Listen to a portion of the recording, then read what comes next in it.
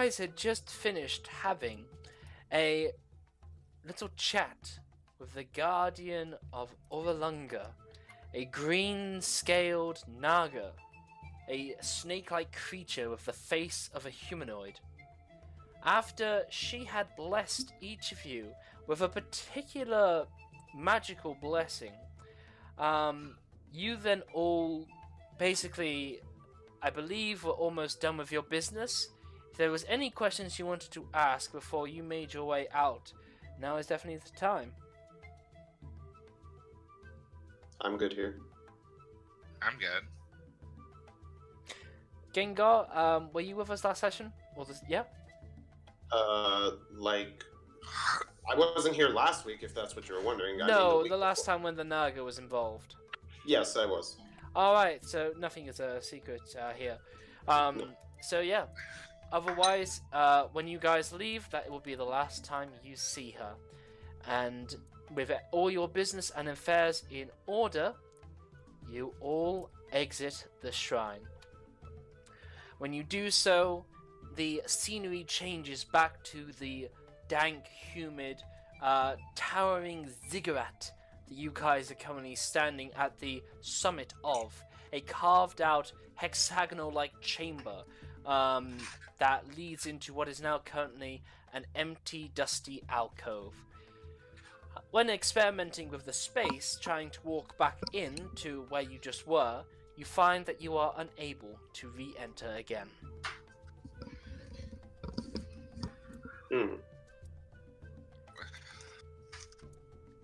Well, we should probably think of a plan before we head down. You get a nice view from here, to be honest. You're able to see over some of the foliage and some of the canopy, to the point that you are actually able just to see a little bit further ahead, to a point I can open up these bits of areas. Here, I gotta... What you can actually begin to see is a lone hill over in this direction. And right beside that hill, you can see the beginning of a river. Or rather, not the beginning, you can see it leading from over here. Oh, by the way, Roll20's done updates. The ruler tool is different now. You can left-click, drag, and then right-click to space out individual bits of stuff. It's super sexy, I can't lie. Wait a minute, how do you do that? Left click with the ruler tool, then right click while still holding the left mouse button.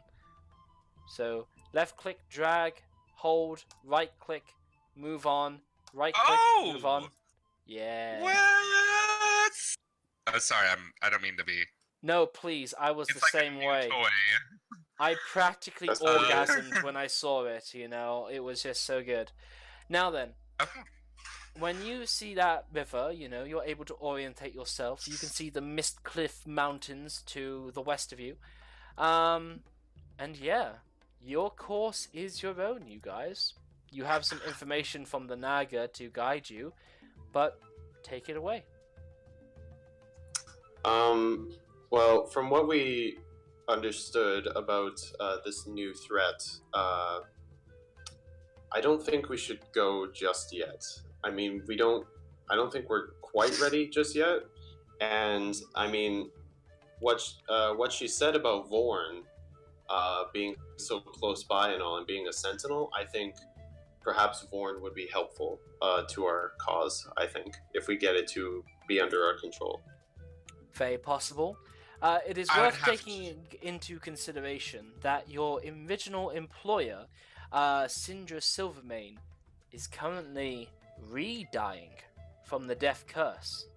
And while it's unclear how long she has, there is a time-sensitive mission to your overall arcing plans. How you work around with that is up to you. Well, I mean, I don't know. I just think that if we go there unprepared and kind of undermatched, then we may end up dying ourselves. Yeah, pretty much. Sensible enough reason. To help Syndra, we should probably head to Vorn first to find allies. I mean, what good are we to her if we're dead? or to anyone affected by the death's curse. And besides, I'd like to fucking get paid, so can't do that if I'm 6 feet down. Well, we can't do that if our payer is gone. Then why don't if we make haste to Vorn, see if we can accumulate new allies, and then we head further down chute to help Syndra. And besides, if this sentinel is as big as we think it is, then maybe it can help us traverse the jungles much faster. Interesting. He's got a point. I mean, do you really want to spend weeks trekking through thick brush? Or do you want the sentinel to make us a clear path through? That's an interesting point. It could be a bit of a Boston Dynamics situation where you slap this robot and he sort of writes himself up while you treat him as a pack mule. That's true. But Kolos, Pelagius, what do you think we should do? I think it would be for best if we Excuse me, somebody's Discord is going nuts. Wow. Yeah. That's what Rebecca says. Or Asymmetric says. Okay. Anyway, I believe it would be best, since most of us want to go to Vorn, we should. Alrighty. I think it would be for the best as well.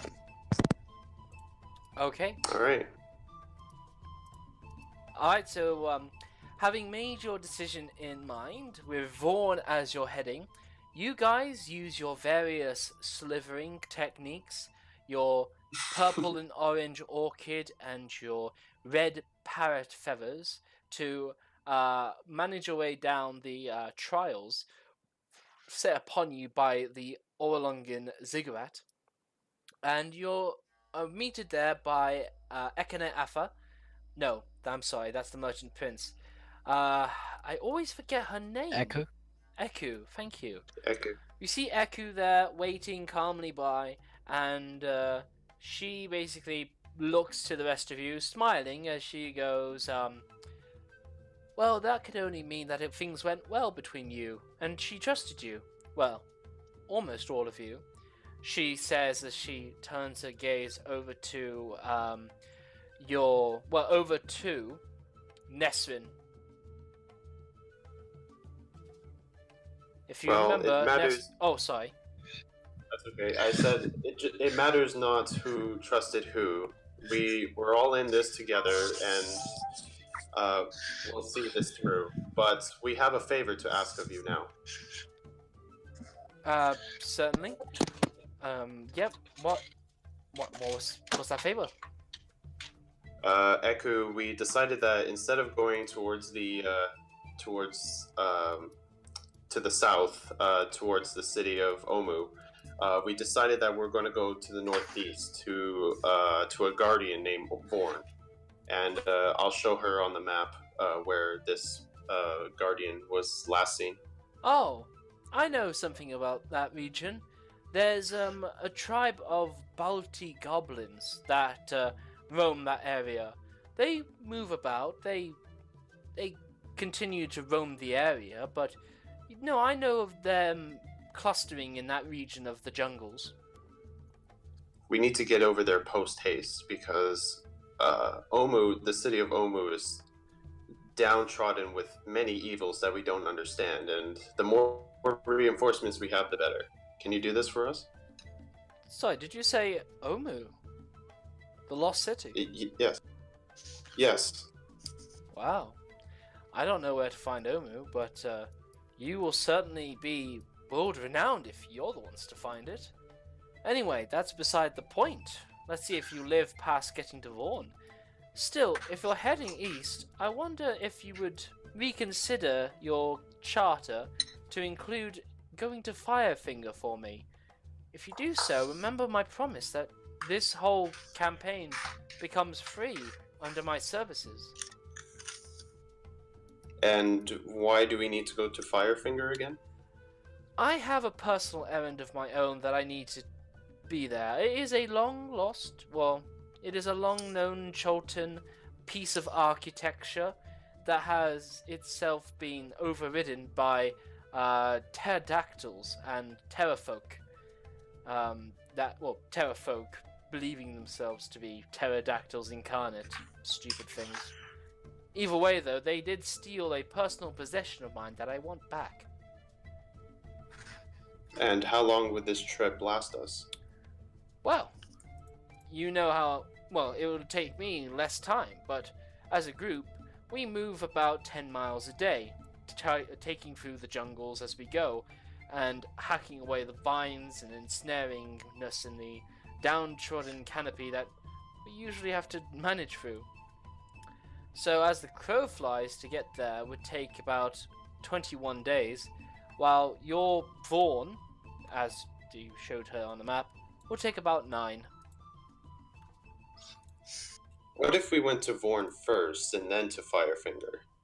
We think that Vorn would be a suitable asset to our campaign and could even help you if things get a little bit dirty with those pterodactyls and all. Well, that's interesting. I don't mind exploring that possibility at all. Not at all. Either way, you're the ones paying. It's up to you where you want to be taken. I'll look at the rest. I think we definitely are in agreement to where we want to go. That is fine with me. I'm just trying to get paid. By the way, does anybody want to approach Nesrin on the fact that she was kicked out from the Naga? We did that already, though. Yeah, we had did the that. whole exchange. You the did. Whole fight. And then I had to tell the truth because of that guy who vanished, ran into the jungle, went crazy. But Can we say that's what happened to him? He's been standing there speechless this whole time. That's fine. If you've talked it to death, then nothing more to it. Okay then. Alright then. With your heading set, you guys camp outside Oralunga, seeing as, you know, you've had a long day with a Naga, and you feel the presence of your blessings upon you. Unless I'm mistaken, I believe, Pelagius, you have a slayer of some kind. I believe a giant slayer? Undead. Undead slayer. Right, that's it. Very nice. And yeah, you guys are going to be heading over that way. Your day begins. I'm going to be rolling some things. Okay. Remember, you move your token, or, you know, you will be where you believe you are. No, you have a guide. I always do that. I always double guess yourself, but you're being taken by a guide. At this stage of your journey, 3 days through the jungle, you can see that there is a lot of rock work, a lot of Cholton ruins that are sort of curled up in trees. These trees look particularly vibrant with growth. Everywhere in jungle is teeming with greenery, with thrumming, bulging, like just purely intoxicating living essence. Every tree and branch and leaf is greener and more iridescent in color than ever you've seen in the world in this extremely fertile, humid, dense canopy. And over here, these trees seem to be pushing the standard higher, with like bark that looks fresh pear green, with spots of maybe a bit darker bark.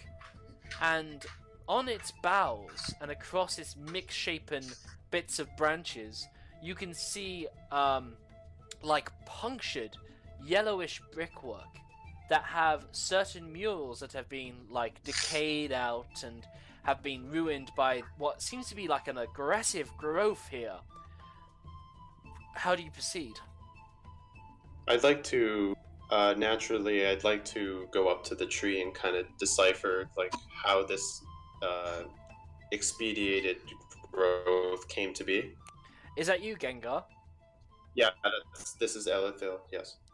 Certainly. You can roll me a Arcana or a Nature, but if you have proficiency in both, you can pick one and take the advantage. If I have it in both. Yes. Okay, never mind. I only have it in nature. So, That'd be a nice actually, check. I'm going to cast guidance on myself first. All right. Before I do that. Totally. Of course, absolutely. Perfect. And then doing the nature check. Sorry, just give me a sec. No problem. There we go. Ooh. All right. And yeah, that might not help me anyway, but it's worth a try. Is there It was anything about it in our You've got Volo's guide? No, not at all. Volo's Guide is a bestiary. It's not a horticulture collection, unless it happens to involve tree ants and veggie pygmies and whatnot. Yeah, Alright, it wasn't going so- to help me anyway. This is your working theory. There's so much life developing in this jungle that it counters the death. The death area sort of pushes the abundant, overwhelming life into random pockets like this one. So it's kind of like a displacement of pure living essence. All this undeath has pushed the life into these other areas, and it's kind of spilled over into these rapid growths. That's your working theory, anyway. Fair enough. I'll just explain that to my companions and kind of just look at it a bit more and wait for everyone to be ready to go. You're the druid, dude. I know nothing about trees, except how to cut them. I would suggest you don't cut these trees. There's nothing I'm tired particularly special about them. They're not inhabited by a benign nature spirit, as far as your druidness tells you. You feel like you would know if they were. You just feel like they were suddenly gifted with a sudden burst of living energy that has just sort of like unnaturally grown them to such natural health. Strange to say, it's a rushed growth, is what you can discern. That's why I don't want him to cut them down, because they have much more life than the other trees, and, you know, Fair enough. Fair enough. wouldn't want that. Absolutely. And do you guys proceed from there? We do. Well, I think we should. Yeah. Yes. By the way, this covers the span of like 3 days, or well, more like 5 days of traversing. So, you know, that's 5 days of plodding through the dense jungle, 5 nights of resting through loud cacophony of mating birds and howling monkeys, and with the occasional stomp and roar of nearby, dinosaurs moving through this dense canopy. Alright. You make a bit more progress. I then roll something.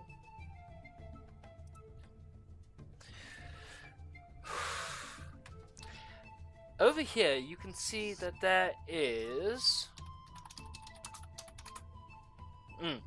You can see 2 giant lizards.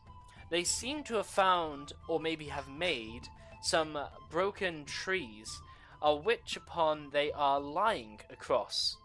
Now, with these broken trees, they have full access to the burning hot sun as it's coming down upon them.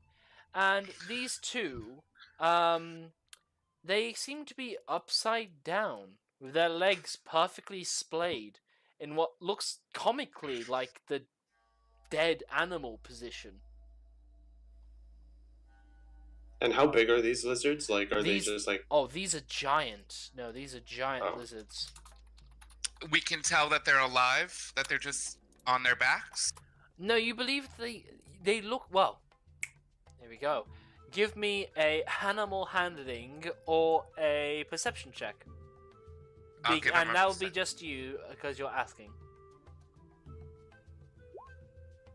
Alright, so these lizards are not dead.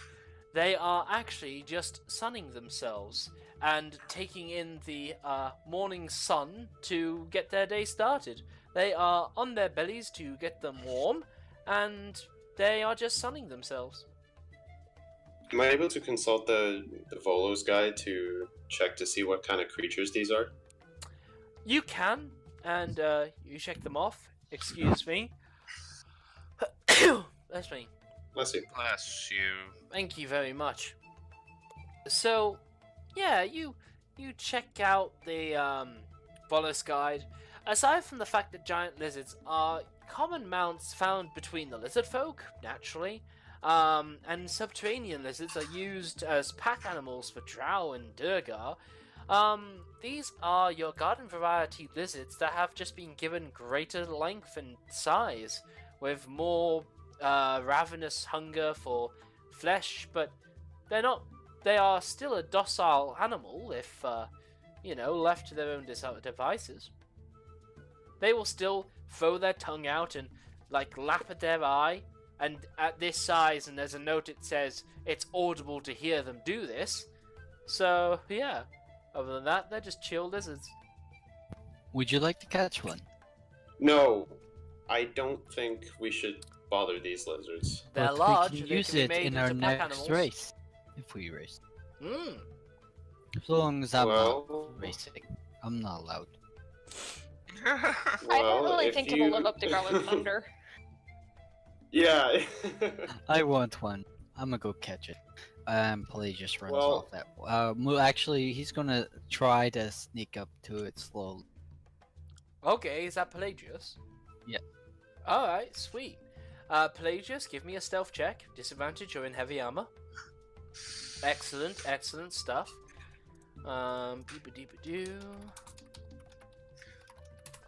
I shouldn't have closed that. Beep-a-deep-a-boop. Bop-a-dee-boop-a-dee-bop. Shibbity-bop. Would it? Can I ask out of character? Would it be cool if we all changed our display names to our character names, just so? It would actually not be cool, because I am Oh. very confused every time I receive monthly payments, because I'm not Oh. sure what character is who. Oh, okay. It would be somewhat cool if you do the brackets like you have, but don't get rid of your Discord name so I actually can figure it out. Why Where have did you I go?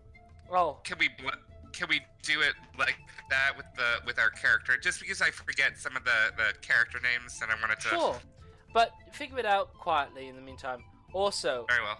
who's messing about with all of your prop animals? Uh, Oh, it's Pelagius. Me? Oh, do I have to? Alright, No, you know what? that's- This is why you can't have nice things. You ruined it. You ruined it.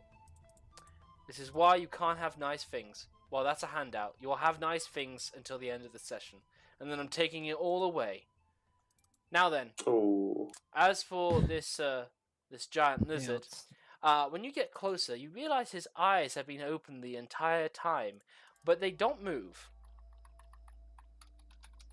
He is just perfectly still.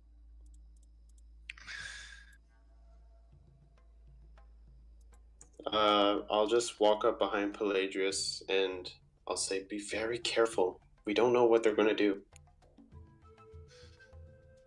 Maybe you should let me handle this. Well, Pelagius Okay. is already in the area of attack. He's in the Valley of the Forge at the moment. You know, he's balls deep into his giant lizard caressing at the moment. So you know, it's break or nothing for him. So yes, absolutely. You get very close to this lizard, and Pelagius, it's make or break. How do you tame the wild beast of this upside down giant lizard? Hmm.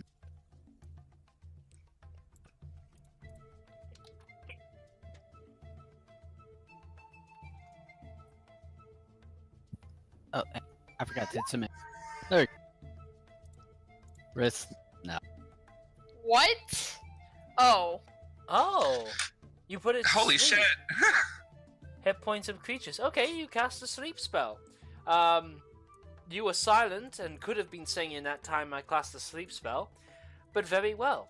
That giant lizard, in his upside down position, simply closes his eyelids sideways. And And is the other one asleep as well? the other one is not asleep, and he sort of scoffs as you kind of you make him wobbly. Who is making that scuffling?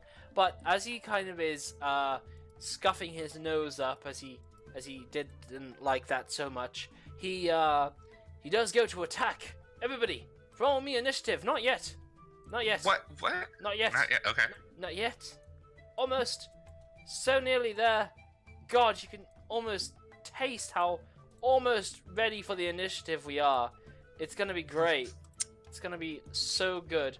Move your tokens out. This is here. a lot of build up. It's so good for this random little encounter. Zibbidi-bee, bobbidi-bee, bobbidi-bee, bobbidi-boo. Now you can roll initiative. Oh, but wait, I don't have a character. You do. It's Nesrin Sorvek. Yes, but where? Oh, she's under some weird. Oh, okay.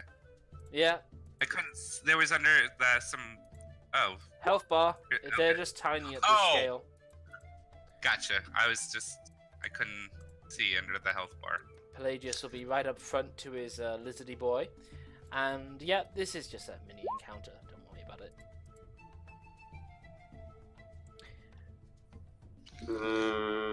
Okay. This map is not representational, by the way. No, I Alright. figured, but it's just I don't have my token on here. Or did I? Did I Who take it off? sorry. somehow? Okay, that's Nesrin. That's Nesrin talking right now. That's Nesrin. No, who's this is talking to me. Gengar talking. Oh, Gengar. I didn't drag you out, that's why. You should be able to drag Oh. yourself out, but just in case, boom, there we go. There you are, see? Thanks. There we go. Okay, there we go. Alright, has everyone rolled initiative? Yes. No. Well, you should have. Rolling Oh, initiative one. is healthy for the mind and the body, but mostly for the game. Has everybody rolled I initiative don't yet? see my thing, but that's fine. Sneak, You're gonna need to type your token. Okay, I'm going to. Yeah, you didn't put in your token, Elophiel. He's right there. I'm going to do your initiative for you. Boom, there we go. Okay. And let's see, where are we? There we go, a little thing like that. Alright, we begin with Kolos. Kolos, you are in the background, just between some trees. From your position, this sort of semi-raised giant lizard is kind of providing half cover to this other upside-down lizard, now scurrying to get onto its feet. How do you respond? I'm gonna ready an action with my longbow to where if it like charges in this direction, I'm gonna shoot at it. But I'm just gonna otherwise just kind of stay out of the way just to observe what's going on. Okay. Nesrin Sorvek, it's your turn. I am going to stand in a defensive mode, waiting to see if it charges. And I'm going to ready my patient defense while I'm drawing my katana. Okay. Very well. It is the giant lizard's turn. The giant lizard, beep, he scuttles over the sleeping lizard to go straight for Pelagius. Simple as that. Why is that not his character sheet? Ugh. Giant lizard. There we go. Giant lizard. Oh, well, that's fascinating, but not helpful. He goes in for a little bit of a gumless bite. No, that's not true. He has a line of sharp, narrow teeth to bite through. But on a 9, that's a miss. Pelagius, it's your turn. Is it, what size is it? Is it large? Large. I'll throw a net at it. You throw a net at it. Very nice. Now, is it not true you used up that net when you were last at the races?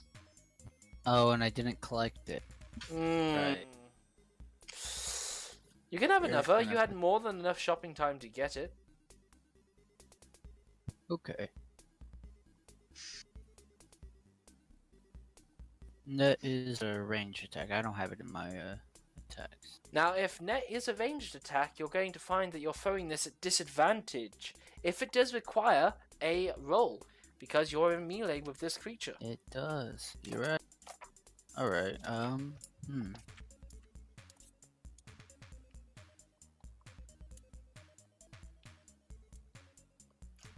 Yeah, I'm gonna have to go out and take the attack of opportunity and then try and throw a net at it.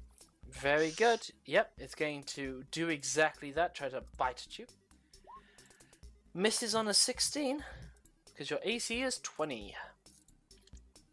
Alrighty. And yeah, you can do that net. 1 second. Range is I haven't created a That's okay. it's Dex for ranged weapons, right? Yep. Alright, because throwing axes does go with strength. We're gonna make sure we open the page and we're gonna do this right. Net, martial ranged weapon. It has the special and it has the thrown conditions attached to it. Yep, a large or smaller creature hit by a net is restrained until it is freed. Right. The net has an AC, it has a strength check to be beaten. Lovely stuff. The qualities of special, as written on page 147, quote, a weapon with the special property has unusual rules governing it. Explained in the weapon's description, see special weapons, and we can see it here. A large or smaller creature hit by a net is restrained until it is freed. A net has no effect on the creatures that are formless, creatures that are huge, creatures that must make a DC 10 strength save check, flinging it on another creature, slashing damage, yada yada yada. When you use an action, bonus action, or reaction to attack with a net, you can make only one attack, regardless of the number of attacks you normally take. Alright, and what about the foam property? Thrown a weapon has the foam property. You can throw the weapon to make a ranged attack. If the weapon is a melee weapon, you can use the same ability modifier that you use for attack rolls and damage rolls. You would use a melee weapon with the weapon. Oh, what the hell? I'm just juggling my words. Okay, you can use your strength. Oh, okay. So, you can actually use strength to roll this attack roll. So you can just make a regular attack roll, essentially. Provided you're proficient with nets. And, yeah, excellent. That is a hit to the giant lizard. And he is now properly netted. Excellent. And that'll be the end of my turn. It is now Arak Fireforge's turn. He's just gonna wait and prepare an attack action in case he charges. Okay. It is Alofiel Rosewood's turn. Alright, I'm gonna cast Animal Friendship on it. And, and I'm going to walk up to it and soothingly caress its scales. Alright, but you cast the Animal Friendship on it, which gives you advantage to checks made with beasts. No, let's you convince me, you mean it no harm. She's a beast that you can see. This does qualify as a beast, so it's totally within the rules. It's with intelligence. Oh, no, it's got the low intelligence. Okay. Otherwise, the beast must succeed on a wisdom saving throw. Yeah, that does it. Yeah. All right. Well, then in that case, I guess I can't really do animal handling either. Hey, no, probably not. Maybe. Well, I mean, I'm asking if Oh. I can just. Yeah, sure. Okay.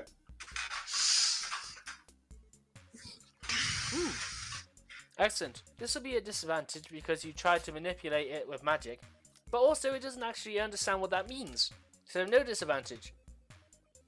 The giant lizard seems to go still and quiet.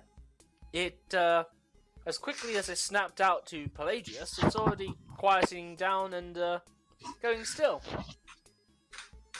All right. I'm gonna just give it some morsels of my rations to feed it and slowly pet its scales and mean it, and just kind of whispers soft and elvish things. Romance the lizard. Yeah. You know, let's. He's whining and dining the creature that he has captured with his friends. But it seems to work. The lizard does the Yoshi thing of going brown, brown, brown, as he just like lashes his tongue out to the food, and he then scoops it up. And yeah, you're pretty convinced that this giant lizard is chill now. I look at Pelagius and I say, well, I guess he's yours if you want him. All we have to do is make him unsettled, but for now, we shall ride him there. And I'd like to slowly try to ride its back. Oh no. Alrighty. You begin to mount the giant lizard. You are heavy set with heavy armor. You can give me a separate animal handling check, please. That passes. You are able to ride the giant lizard.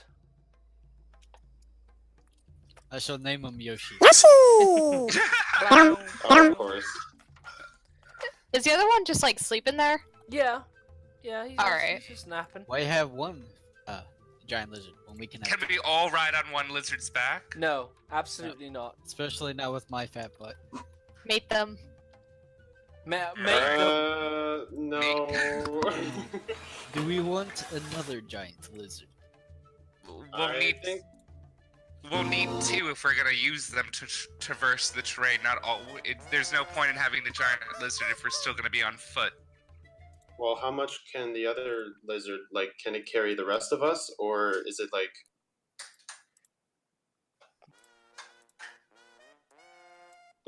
how would that work? Like, if we got the other lizard? What do you mean? Well, I'm asking if we had the other lizard, right, and we tamed it, would we be able to ride on the other one, and then, like, Pelagius would ride on the first one? If that makes sense. No, it doesn't really. But why don't we open okay. up the mount pages?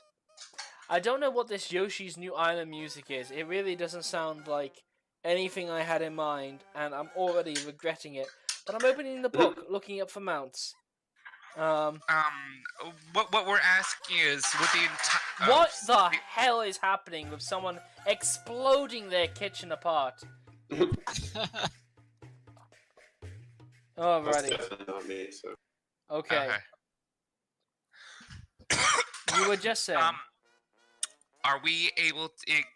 What we're asking is, can the whole party fit on two of the lizards That is a good if we question. divvied it up?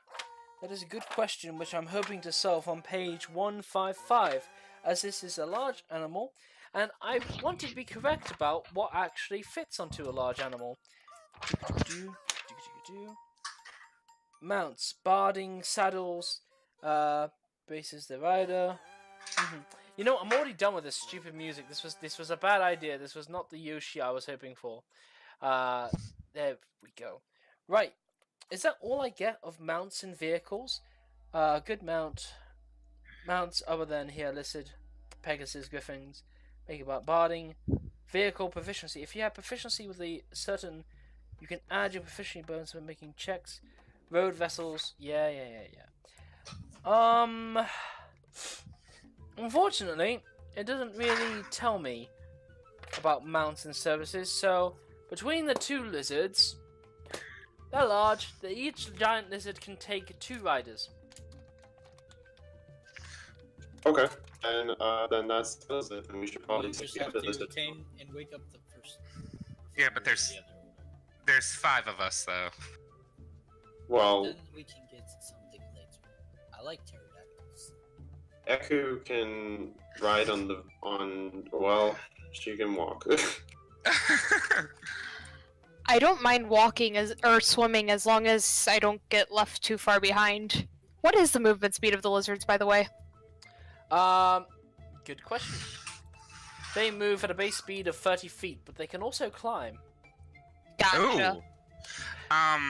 So it'll be the same speed. So I'm just out of character. I'm just a monk. I have no armor. I just carry a couple weapons, so I'm pretty light. Is there anyone else super light in terms of weight? Because maybe we could stack the 3 light Sorry ones about that. together. No. There's not No? enough room to fit on these lizards. Gotcha. But to answer your question, I'm pretty sure Kolos is pretty light, but he's carrying 80 pounds on him. Heard. It'll be fine. It goes the same speed whether we're walking or riding. We could take. Alright. Alright. Well, in any case, I'm gonna slowly go to the animal and just poke it awake. You do, Sue. The animal awakes perfectly fine and healthy. It flicks its tongue out and wriggles it around a little bit. And I'm gonna apply the same measures to tame the beast as I did with the other one, with Yoshi. Sorry. Yeah, seeming pretty chill. It's seeming quite fine and enough now. It doesn't seem particularly hostile to you guys. Okay. Hmm. Well, I guess we now have 2 lizards. Yes, you do. You have 2. What do you name them? We should I'm name the gonna other one name Kurt this Connor. one. But it's your choice. What? I was thinking Kurt naming Connor? it. Yes. Who the hell is Kurt? He's the lizard from Spider-Man.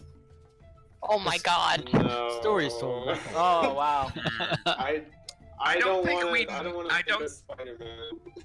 I don't think we know about Spider-Man, and I don't think Spider-Man exists. You to know the us. name Connor, I guess, so you can totally make this happen. No, it's Elothiel tamed this one. He can have the name. But will I we mean- also know who Yoshi is? Yeah, No, absolutely. That's Well, but I mean, Yoshi, we could arguably say, yeah, it's a Eastern Kingdom Yeah, name true. or whatever the Yeah. Far East is called. We could call it Connors, the other one, I guess. What do you want to name Elothiel?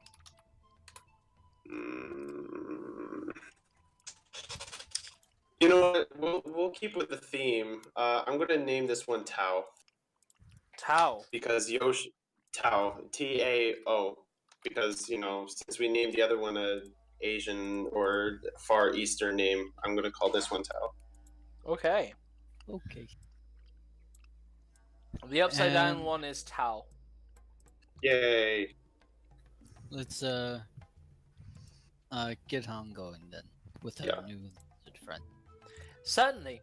So the lizards require a little bit of extra maintenance in order to keep them with your group of teams. And this will require some actual foodage. This will require some hunting of food for them. And Eku is busy navigating through a pathway to take you. So I will have somebody give me a survival check to forest for them. Or harvest for them, I rather. have proficiency. That helps. Do you have survival? Oh, okay, good. Then I will leave that to you. Does anyone else have proficiency? We could double up our efforts. I don't have proficiency, but I do have a 3 in survival. I could help you with a 4, if you wanted me to. Okay. Advantage won't be given unless both parties have proficiency. Heard. That's But I alright. mean, More but people like, doing would the- we be able to like add something, or is it just like two separate things? Like, oh, we helped each other. You will only Like- be able to assist on this check if you both have proficiencies. Then one of you chooses to help the other with that check. Okay. In that case, I'll just. I only have a 2, even though I'm proficient in it. Oh, you have a We 2? want some- Oh, Yeah. then I may as well do it because I have a 4, but I'm not proficient. Is that okay still, Zidane? So in this case, you do the check.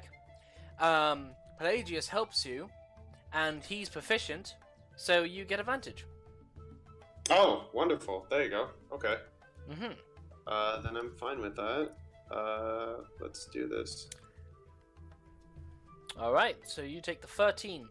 Yeah, you rustle up a few bits of berries, and you get some large yellow-looking fruit that's shaped in like a sort of gourd-like shape, honestly. And the lizards seem to be down for it. You also collect a variety of frogs too, and a few little toadies here and there. And yeah, they seem pretty okay with that. They seem happy with that. And that will cover basically a couple of days of travel. Now then, on the 9th day, I'm just going to update a little something. 9 days have passed. A goal slips ever further away. Here we go. On your 4th day, standing next to some rocks and ferns is an 8-foot tall statue. Humanoid in shape with bronze fists. Iron joints and adamantine breastplate. And an iron helm with slits for eyes. The rest of the statue is made of sculpted wood, reinforced with bands and rivets of adamantine. Scattered across its feet and around it are offerings of food, feathers, coloured stones, and skulls. This seems to be an item of key interest based from your details of Vaughn. How do you proceed? Let's consult the book we were given. Right, yes. So this book is the Wizard's book that was apparently connected to this this statue. And when you were talking to the Naga, she also did know something about it. She knew about the wizard who used to control it. She said that he ate a particularly nasty piece of fruit, went mad, and broke his own head against the ground when he fell after eating some crazy fruit, and he drowned in a small puddle. The statue then remained still, and now you guys have the magical book to possibly reanimate it. Okay. Does anyone want to go up? Because I think it'd be fun. Who has the Arcana skill?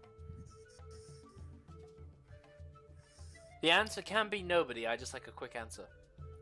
It might be Gengar. He's Gengar earlier said he doesn't have Arcana, but he is gone at the moment. He disconnected. Okay, no, that's alright. I'll just double check, but thank you for remembering. Yep, no Arcana with him. Alright. So that'd be nobody. Alrighty then. So how do you guys proceed from here? I'd like to try and read the book, see if there's anything I can understand. Now, this is definitely not a key area for you. I don't know who is talking at the moment, but I can tell you that, no, this is difficult because you're actually looking at the notes and arcane glyphs of a former wizard. Now, these wizards do not make it easy for even other wizards to understand one another. They specifically line their notes in crazy, nonsensical gibberish, random patterns, and they do this in order to make sure that other people don't have an easy time stealing their precious arcane research. And you are a pleb, so you're having an even worse time trying to figure out this mumbo jumbo.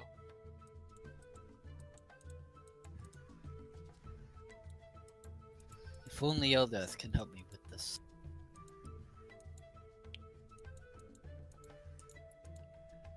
Who, what, sorry? Oh, I said if only Eldath could help me with this. Eldath? Yes. Who's that? Goddess of Peace. Oh. Well, you're welcome to pray. And I shall do so gladly. Well, you begin to pray on it, and unfortunately this doesn't reveal too much out of the usual, unfortunately. Your goddess remains silent. How do other people wish to proceed? Can I just roll perception and just see if there's anything else that I might see that, like, on the statue? Aside from what was... You totally can. Give me a survival check, please. Survival? Yes. Oh. You do not find anything out of the ordinary as you are looking around, scuffing up some of these bits and pieces. But no, you don't see anything out of the normal. Can Nezrin go up to the statue to see if she can determine anything about it? I will allow it in this case, yes. And I will Okay. also ask for a survival here too. Alright, there we go. So, what you're noticing is that you can see footprints, and they all come from somewhat smaller creatures. One of them appears to be a sort of gnarly, bumbly sort of set of toes you think could belong to a goblin. You're really confused by one footprint you've seen that has webbed linings between its 3 prongs of feet or toes. No, in fact, no, it is 4. I'm going to get this right. 1 second, I'm going to get this right. Okay, no webbing, but four toes that are spread out in a very alien-like manner, but small. And you also see a very uneven footprint, a small footprint like the others. All of these no more than smallish creatures of some sort of humanoid shape, but the last one has some very misshapen feet. Some resemble feet, others look like lines in mud that seem to have been dragged, quite honestly. These look very uneven, and where you see them, you can see tiny little bits of mushrooms or spores or little fungal kind of spotches in the ground, all mixed matched around this statue.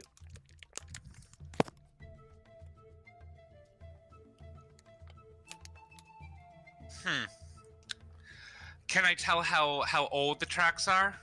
No, you cannot. Well, it looks like we're not alone.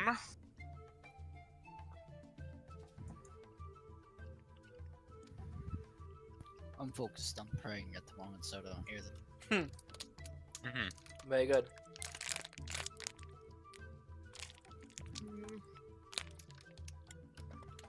How do you guys proceed from here?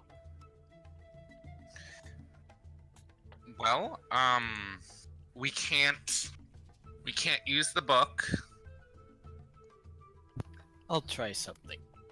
I'll grab the book and walk up to it, holding it high, and says, "Vaughn, you awake?" Oh, you say Vaughn awaken. Yes, as I walk up to it, holding the book high above my head.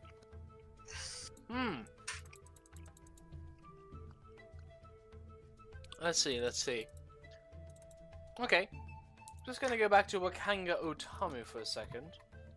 Because he had the book. Wakanga Otamu. There we are. Yes, a wizard's journal. This water-damaged explorer's journal, half wizarding book. Okay. So, yeah.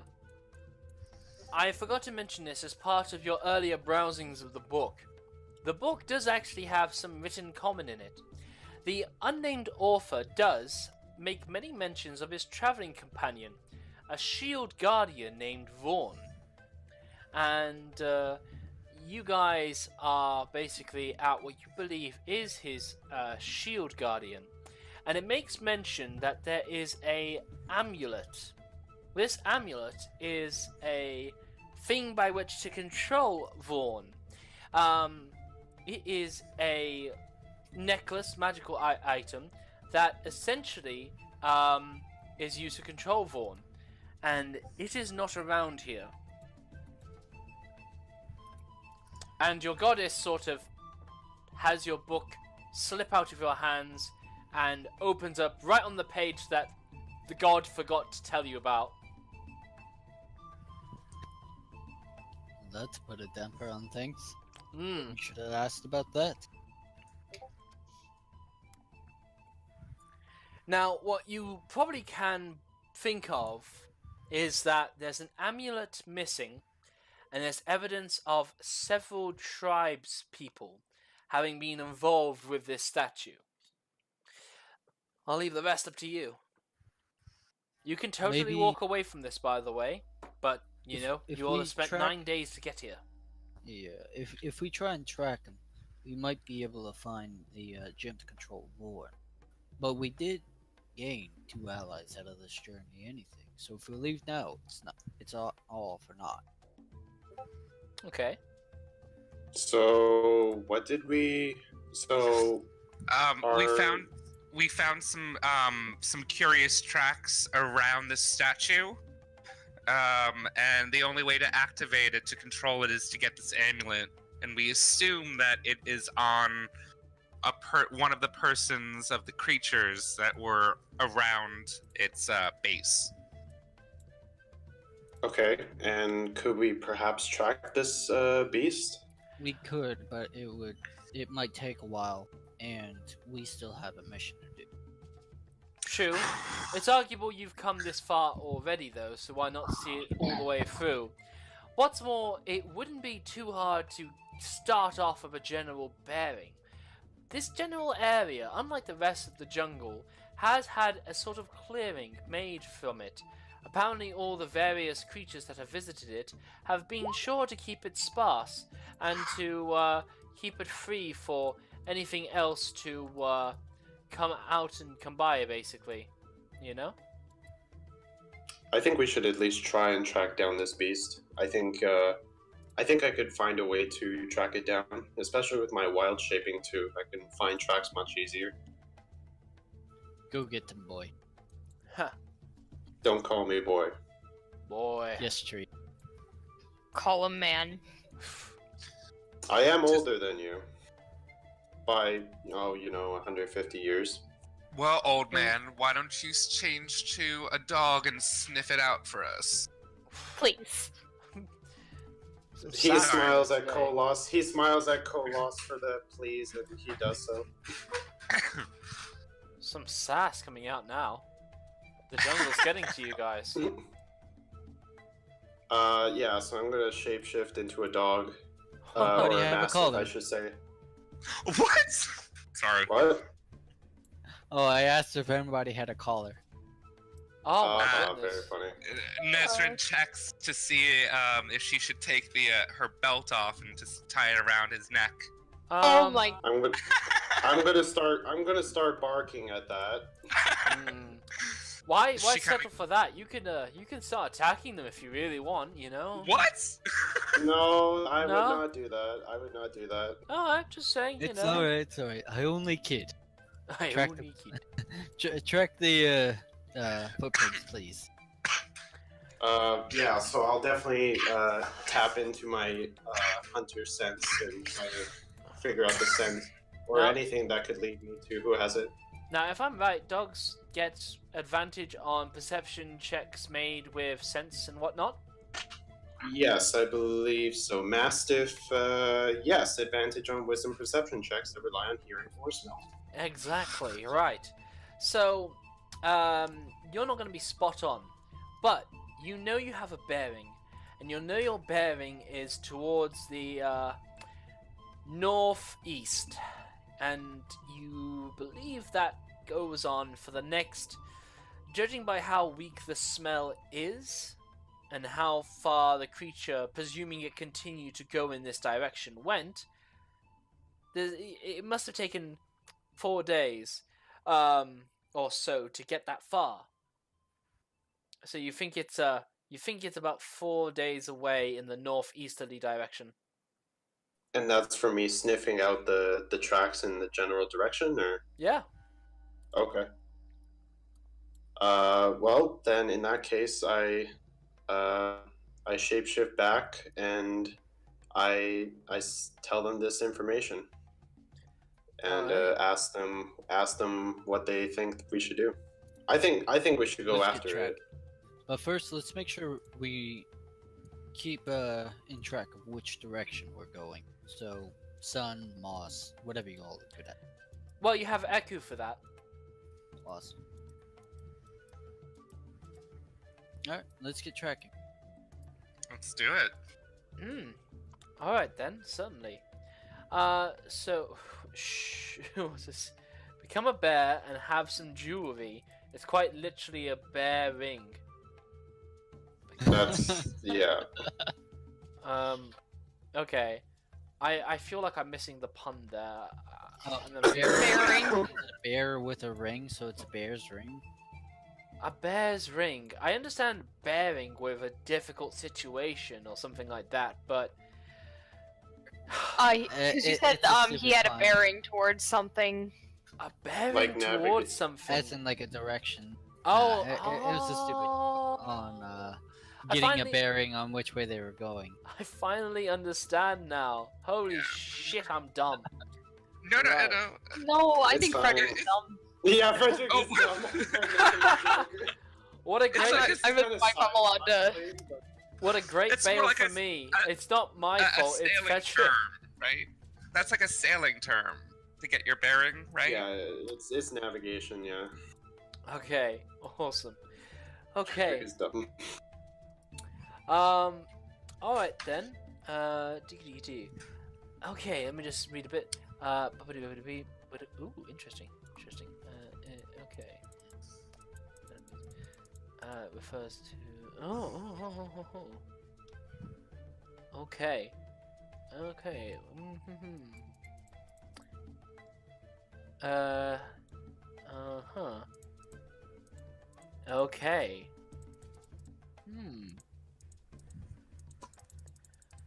Okay.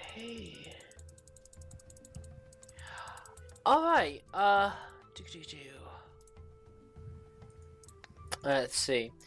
Something, as you guys are approaching from that general direction, who has this proficiency in perception? I do. I do as well. Oh, that's all three. Or I'm at a 5, guys. Yeah, you're better than me. I'm at a 6. Oh, You get it, Druid. Get the Druid is gonna take the lead on that. Okay. Alright, so the one that is proficient, you may give me a perception check now. Okay. Oh, by the way, Zidane, your rolls are going out of the GM layer. We were able to see it. I can. Fuck. Yay, Oh, goblins! rolled a 1 on stealth. There's an API fuck up here. I don't know how to change it. I'm just gonna have to do it in my own time. Just use the real die and don't tell us. I don't have real die. 77 miles away from me. Right. Okay. So yeah. Yeah. All right. Ooh, You we see. spotted the goblin. You. Sorry. It's my fault. Right. Fuck me. Okay. Okay. So yeah, you do see a little fellow, and this is a goblin. But interestingly, he has a sort of green vined poncho, and he also seems to have this sort of bone mask or a sort of pale mask that has a sort of ant feature to it. It has widespread eyes, a long, elongated sort of face, and it has these sort of not realistic props, but sort of depictions of antennae coming out of its sides. And basically, the little fella tried to run along, but he trips over, and he just falls flat on his face right in front of you in the jungle, as he just sort of... He goes still as he flops there, and you reckon this is his recovery, or his attempt to be, like, perfectly still in the ground. I'm gonna go... Oh, go ahead. I was gonna see if I could try to sneak up on it. It is aware of your presence first, Okay. and you don't need to sneak up on it. Now you're playing that sleeping sheep's game where you gotta pretend you're asleep and a wolf is coming by, and if you giggle or if you move and the wolf spots you, you're out. So he's having a bit of that situation. Okay. So just Well- pretend you didn't see him. Or, and I walk up to the goblin and I kind of poke it with my staff and I say, "We know you're alive." The goblin doesn't move. You poke him and he stays still. Well then, in that case, I'm going to take out my scimitar and I say, "Well, I suppose then this non-living thing would mind if I stuck my scimitar into it." Roll me an intimidation. I mean, I know a great recipe for goblin soup. Wouldn't take too long to cook it up Roll me an intimidation. as well. No. Just Pelagius. It was a low throw. That was, yeah. The Oh, well. the goblin remains dead. Alright, Oh, hang on. I'm sick and sorry. tired. 1 second. Oh. Yeah, no, the goblin remains dead. Well, There it is. It deserves a proper burial. It died from embarrassment. Let's pick it up, and I throw it over my shoulder. Uh, Or attempt to. okay, yeah. Yeah. You pick up the goblin, and yeah, you're holding a dead goblin. All right. Can we search it? See what's in its pouch? You certainly can. It has a little scimitar, and it has a short bow, but on top of that, it also has a blowgun. Okay. I'm gonna take the blowgun. Yeah. Did you say a miniature scimitar? Like, Yeah. For a small Alright. humanoid. A large butter knife, you know. gotcha. Probably larger. Machete. Okay. Well, let's bury it. Now, I want to keep it with me for.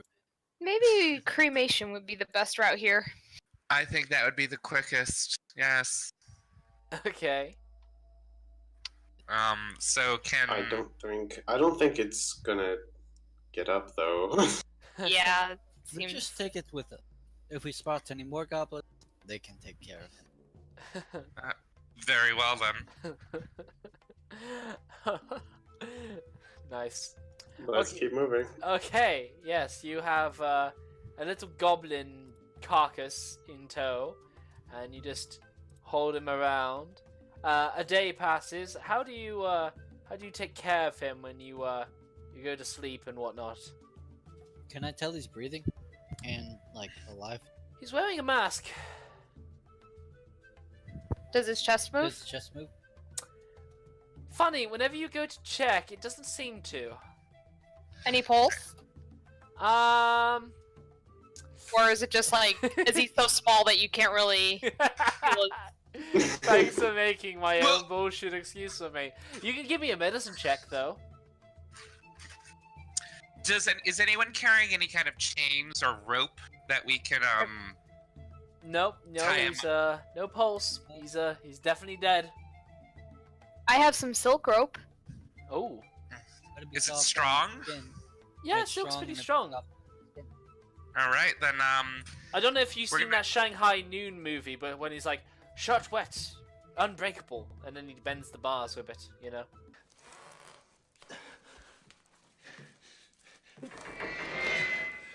Oh, jeez. All right. Well, What are we're you gonna. gonna do with the rope? We should at least like tie it up because we're not sure. Yeah, maybe. Make like a baby harness and attach it to Pelagius. Oh, that's a That's good what idea. we Carry him do. on my front. Pelagius keeps the goblin next to him at night. Like in a teddy harness. bear. Like a yeah. Just trying to nurse it back to life. Just takes his shirt off and gently tries to What? Breast- No! Too far. Too far. We are not having him milk the goblin. No. No. He gets we're a, gonna he gets breastfeed. Listen. Breastfeed with my massive pecs. Arak Fireforge does the create food and water spell, instead getting some goat's milk. You guys formulate a pair of coconut milkers, and you breastfeed the goblin. What's so difficult about that?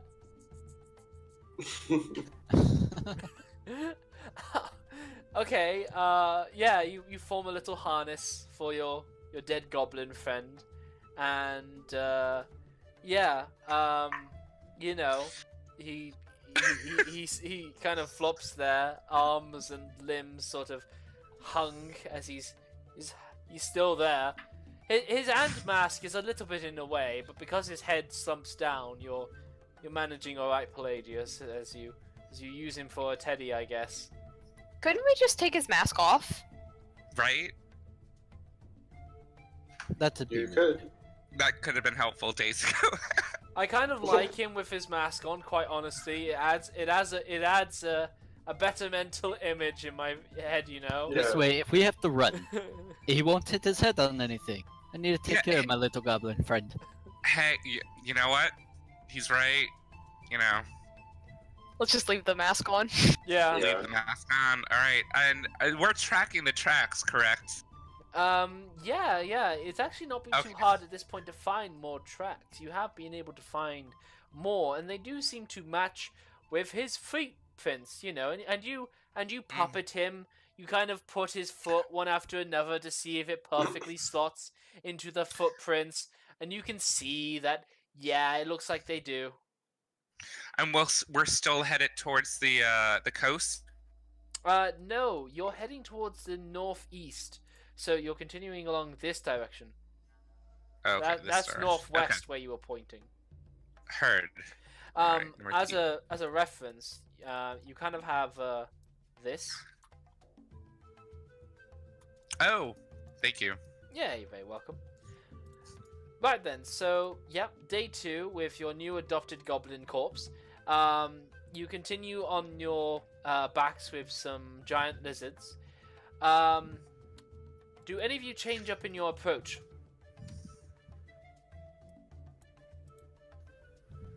I believe we should move carefully. Make sure there isn't any traps, or try not to be too obvious with our 2 giant lizards. You said look out for enemy traps. That's what I needed to hear. Can you give me a perception check, please? Just you. Just you. Mm. Find it. There are no Right. traps on this way. Yeah. Yeah. No traps. Yeah. There are no traps along this way. And, ready. Let's have a look at here. Diggity-doo. That's not what I wanted. Diggity, that's not what I wanted either. You could just let us live. That would be too convenient in what is otherwise a meat grinder game. You must remember that. I Diggity-doo. just like to ask. Yeah, I know. Show me mercy. As he laughs. As he left. Let's let Frederick go first. That way I don't have to play his loud character. Okay. Okay. I shall Yeah. gladly go first. You guys continue to walk, and I will have another perception check, please. Oh, from who? The most perceptive between you. That Only would them. be me. Alright, let's have a perception check from you. Ooh, that's a very good Ooh. one. Alright. You hear a and then somewhere very faintly off in the distance. So what? Okay, I heard the sound, but like, can you describe what I think it sounded like? Like, You have no Like, was it, like, earthly arrows, idea or- what to compare it to. Being a okay. druid, you have no earthly idea what to compare it to. Okay. That I'm gonna look to my companions and I'm gonna say, yeah, I don't know if you guys heard that, but we should be really careful. how I don't loud? know. Careful is my middle name. Says the guy who went straight for the lizard, who Yeah. also cheated in the dinosaur race. Alright, Well, you know what, my to be real fair- middle name is Artorius, but that's semantics. Why don't you just head the back line? We'll take charge up front. That is good with me. Alright. Precious cargo on board. Precious cargo on board. We need like one of those baby on board stickers and slap it on his back. Yes. Can Yeah. Nezrin try to sneak slightly ahead to scout for the party? That is a nice idea, but you are afraid that. You know what? I've given you enough warnings. Yes, you can go ahead. Okay. You can scout ahead if you want to. All right. Nezrin's gonna look to the group to confer. Should we be on this path, continuing on? Yeah, go right ahead. Okay. So yeah, I'm gonna scout ahead, just still within view of my companions. That but... is impossible in the jungles. There is no scouting ahead and still being in view of your friends. Heard. Okay, so we're just gonna take it slow and steady as a group. Okay, understood. Just want to say, because in the jungles, scouting out actually means getting out of sight of your friends, because you really will only be able to see, at best, 30 feet away from your group at a time. Gotcha. Right. And, even then, if you go a little bit further, unless you are pretty proficient with navigating in the jungle, things can get messed up. Right then, moving swiftly along, you guys come to an interesting spot in the jungle. And now I'll explain this as you see it. You should be having a new map open up. Now, the center of this is hidden. This is not true for what you see. What you guys see is a very pale... You know how when you have a trampoline out in summer, that when you remove it, the grass underneath it is yellow and dark? Oh yeah. Yeah. You Yeah. have that situation right here. But other than that, it's a blank area. Interesting. So it's like something big was in the middle of this Yes. Yes, it did. It does. map? Oh. Yeah. Good. But we see like all these other little huts and stuff, You right? do. Like- Yes, you do. You do indeed. All right. Which side did we approach from? You approached... Oh, hang on. That doesn't seem right. Because there wasn't a river in the way there. If that was the orientation. Weird. There must have been a tiny little river. But it's pretty wide. Whatever. Apparently you guys crossed over the river and you're seeing this from the other side of the river. Based from what I'm seeing here. Based from this orientation. Oh. Yeah. The canoes Okay. are still there, and your lizards can wade through this large area. No, they can't. They don't have a swim speed. They can't cross this river. Oh. And you certainly can't ferry them over a canoe. So wait, we're on the other side of the river, right? Yes. I can go over and grab a canoe. Totally, it's not a question for you guys going over, but Oh, these okay. lizards are not down for being in the water as it happens. I think we It- can. Can they dock jump our it? lizard- They We are can not. They corral are not them. leaping lizards. Now, if Okay. there was some, these lizards do have a climb speed, but not a swim speed. I depend on you to be creative from there. We can always cut down a tree and have them cross. It's a pretty wide river. I mean, I'm not saying it's impossible. If Top Gear can fucking make a car bridge and a car ferry with nothing but bush tools and a support team, then yeah, sure. But you have at least 40 feet at the widest part of river to make a bridge out of. Could I possibly?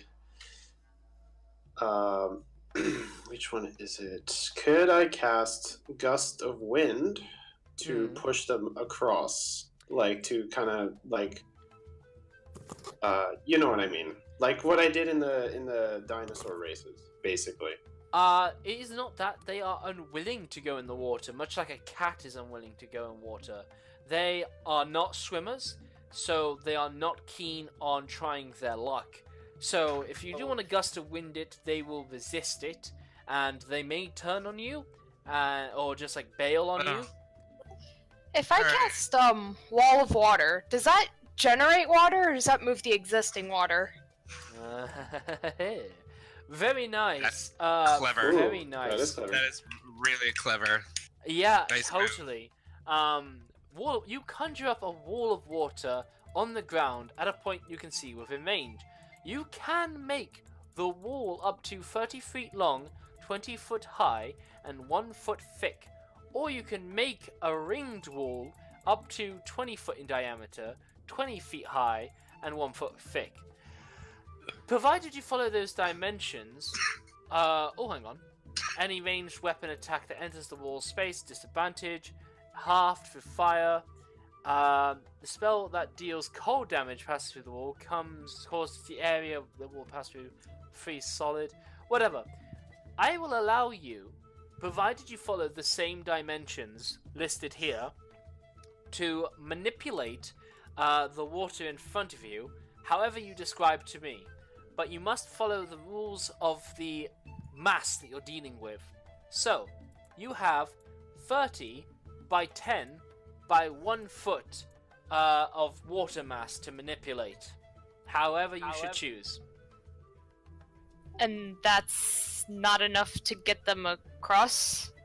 Well, doing the math, you have 30 times by 10 times by 1 of cubic feet of water to manipulate. And that's 30. Now then, there's 40 feet across here. Let's divide this by 40. And that's 7.5. You could make... hang on. So, for 300 cubic feet of water is available to be manipulated. If you got rid of 35 feet, I guess, here. 35 feet of water. 35. No. This is where some maths comes involved. 35. You would have 8.6 rounded up cubic feet of water across that space to manipulate. Basically, you can just about Moses a pathway of this water apart. I will allow that. Then we have to worry about the little bit that's left. They will manage through the rest of it. They will scuff their shoulders, and they're pretty longer than they are wider. So you can Moses this together, and you think you can encourage them, and you could totally Moses your way through this. Thank Alright. you, fish. Yeah, we'll do that. Perfect.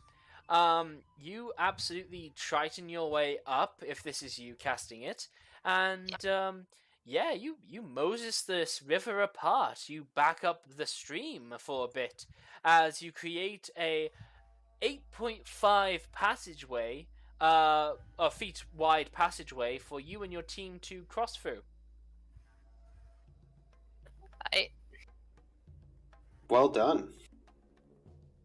All right, I'm gonna start moving Tau across the dry land. Though reluctant, the lizards do heed your commands, and they do, in fact, move along. Certainly, and yeah, it's no problem. They come along. They get to the other side. Nice. Yes, Good job, Yoshi. that's just my Yoshi noise for these guys. If you need a reference, the Discord chat has some Yoshi sounds. I would like to, but I don't open Discord while I record. All good. Now then, the surrounding areas are yours to investigate as you please. I want to investigate this grate on the bottom. So down there is a wooden cage. Ah, yawning. Ah. This lashed together bamboo cage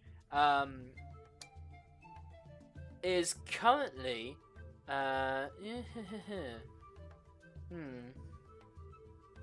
Okay, no. Let me see.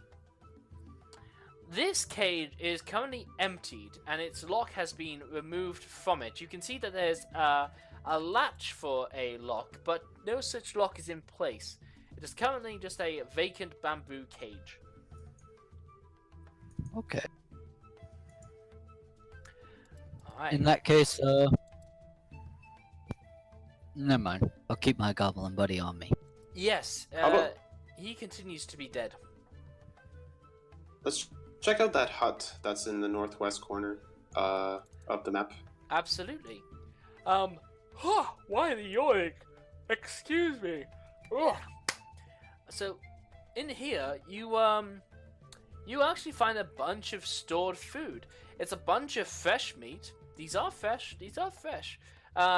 Meat, fish. Some of these have been able to be salted.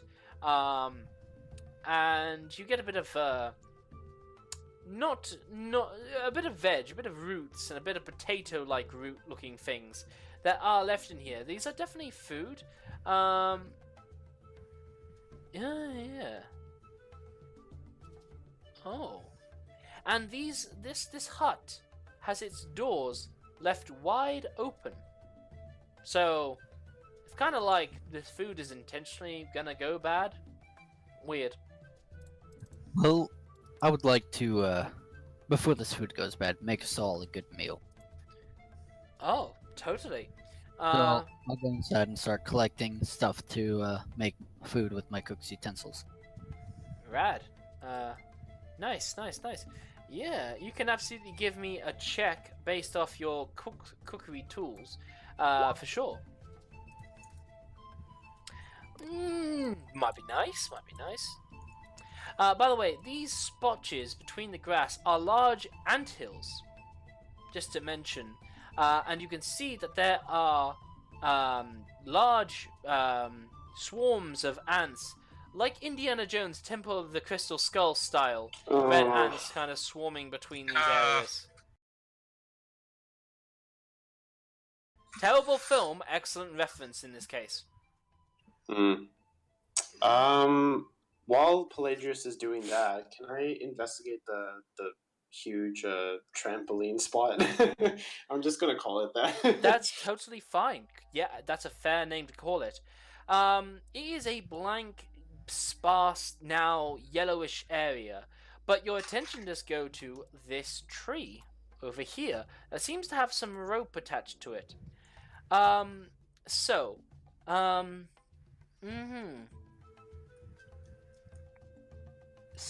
let me see.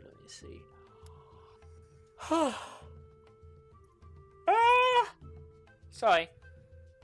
There's some rope attached to it. Okay. Right, yes.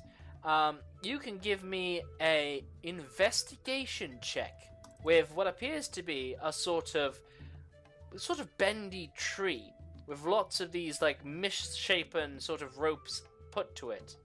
You can give me an investigation check to Sherlock Holmes deconstruct what went on here.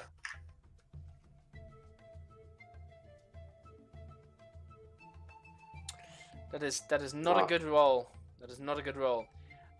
You believe that this tree is in fact a roper, or at least what the goblins imagine is a roper, and they imagine all the vines come around them and sort of like throws them across. You don't have a clear idea. Some images come up of round birds that throw themselves across the screen to green pigs, and your mind just sort of wanders off from there.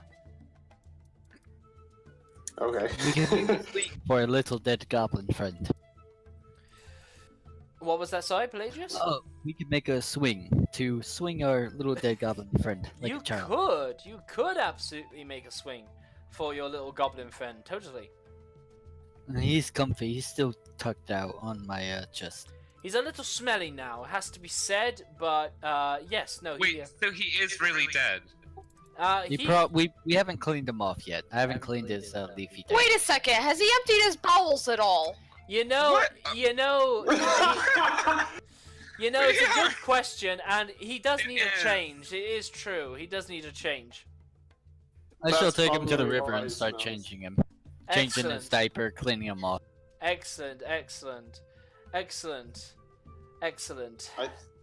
I think now would be the time to interrogate and try to get him awake, because quite frankly, this might be the time where maybe he belongs here, you know? So maybe we can Yes. figure out what Alright. happened here. So you take your little goblin friend to the water, your dead goblin doll, basically, and you start sluicing him through the water, just dunking him until most of the shit gets washed away, and, maybe you get your hands in there. I don't know how intimate you got with the yaks back home, if you were there for the birthing and what have you, but either way, But you many of goats.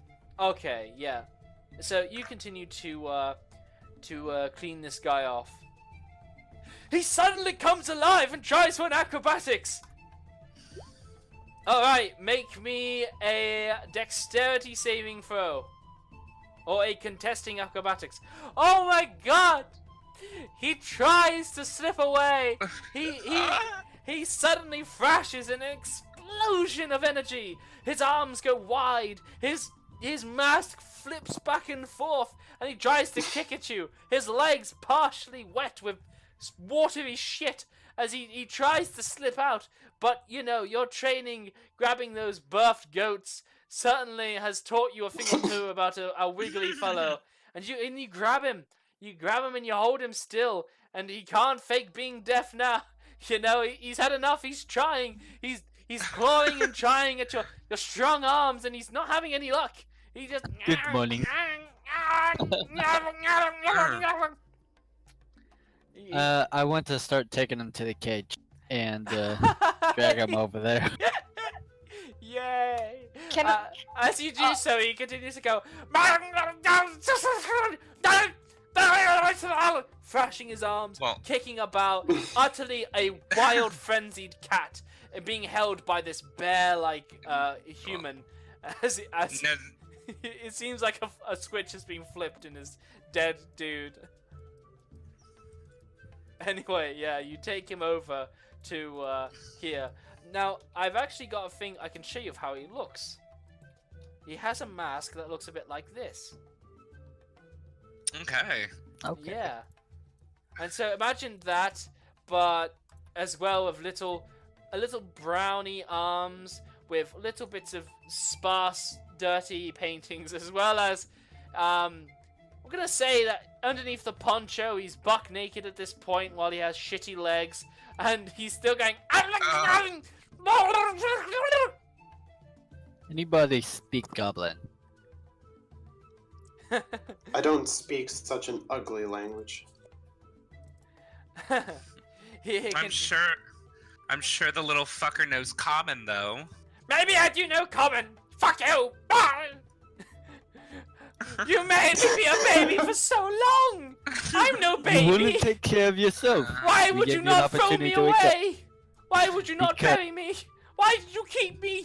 I'm no toy! Why you keep Yeah, me? If you're going to act like a child, we shall treat you like a child. Let me die! Death would be better! And as Nesrin hears this, she pulls out a blade and starts rattling it across the cages. Okay, he goes very quiet, and he goes. I'm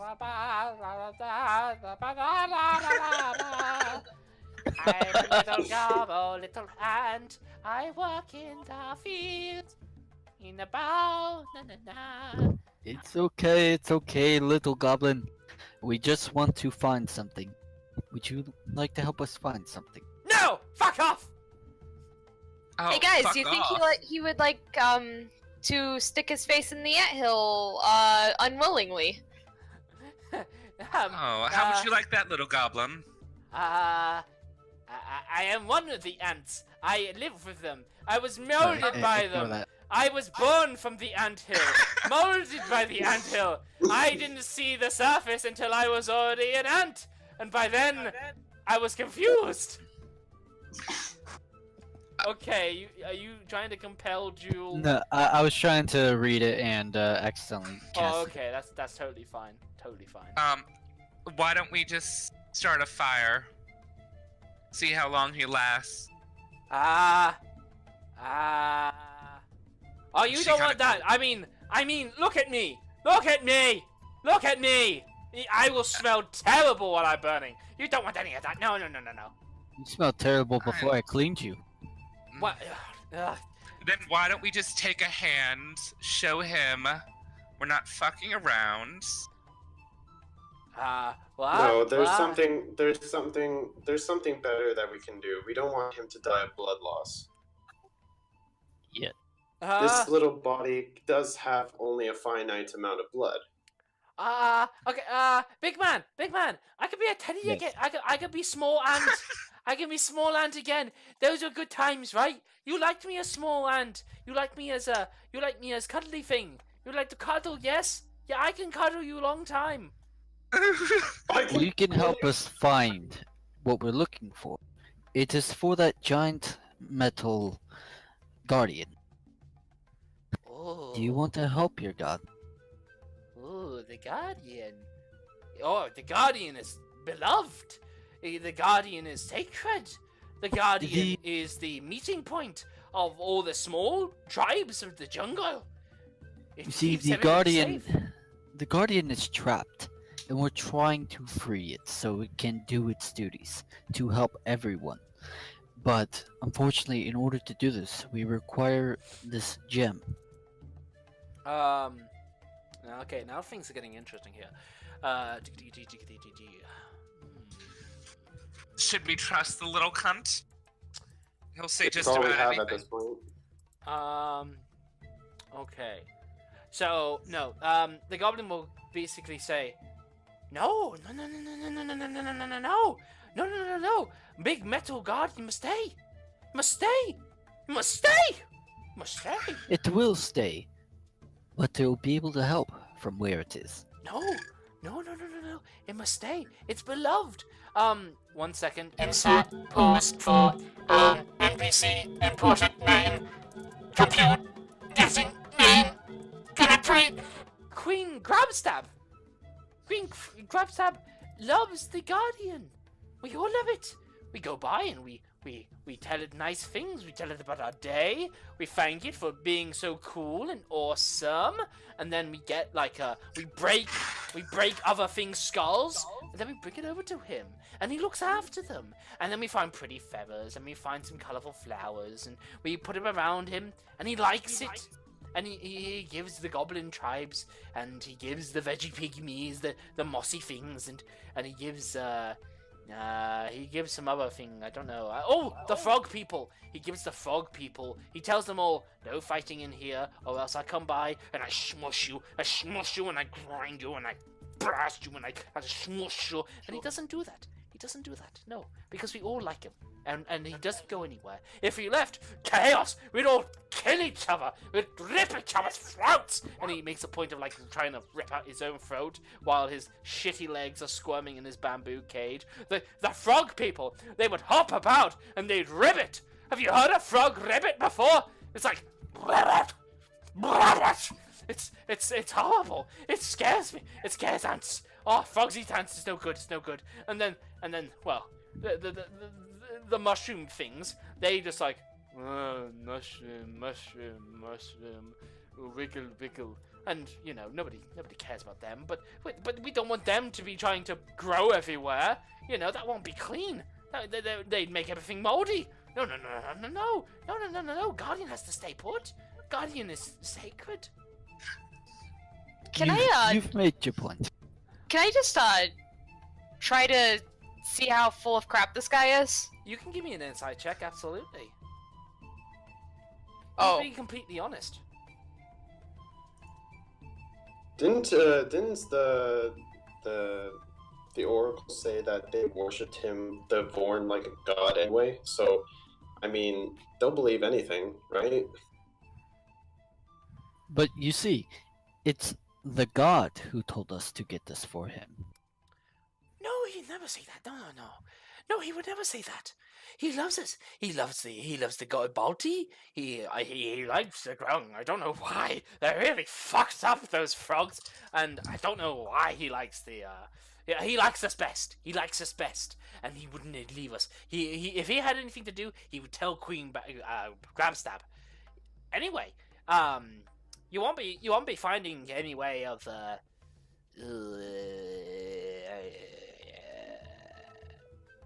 This Queen Grabstag. Where would we find her? Oh, no, she's lost. She's lost to the great jungles. She could be anywhere. She lives with part of the jungle. Could she be in that giant hut next to us? What?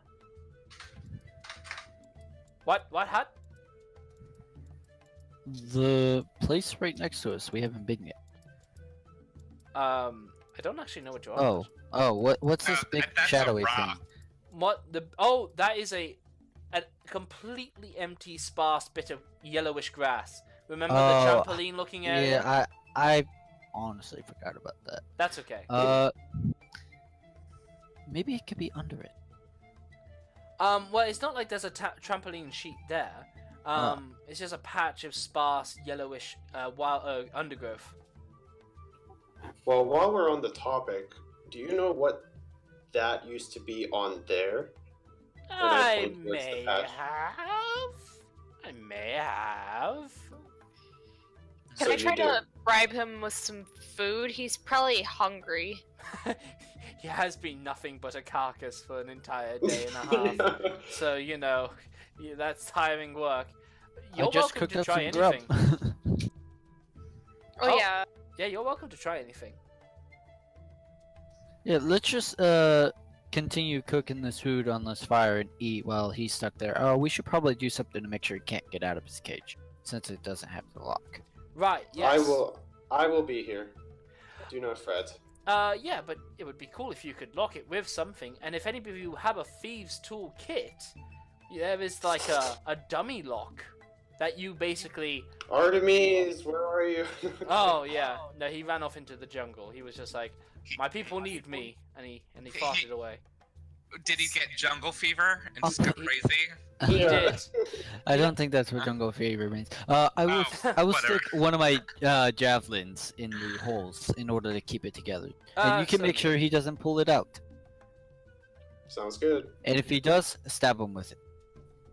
That's cool. Right. I'll do that. So, I'm gonna start cooking up some grub and trying to make sure the smoke blows that way.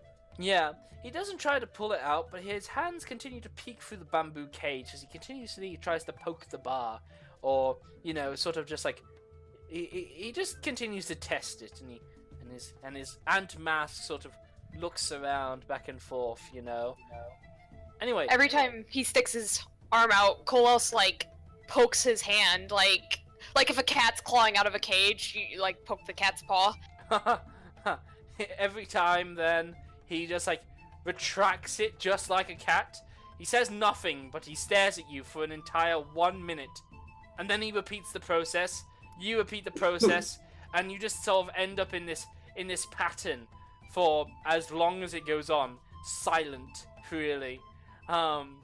Meanwhile, you continue to cook your food, and considering he has emptied his bowels, there's certainly room in them for food, as he kind of makes it. He does make some grumbly noises. He makes a bit of a... And that's just his stomach. You know, that's just his little tummy.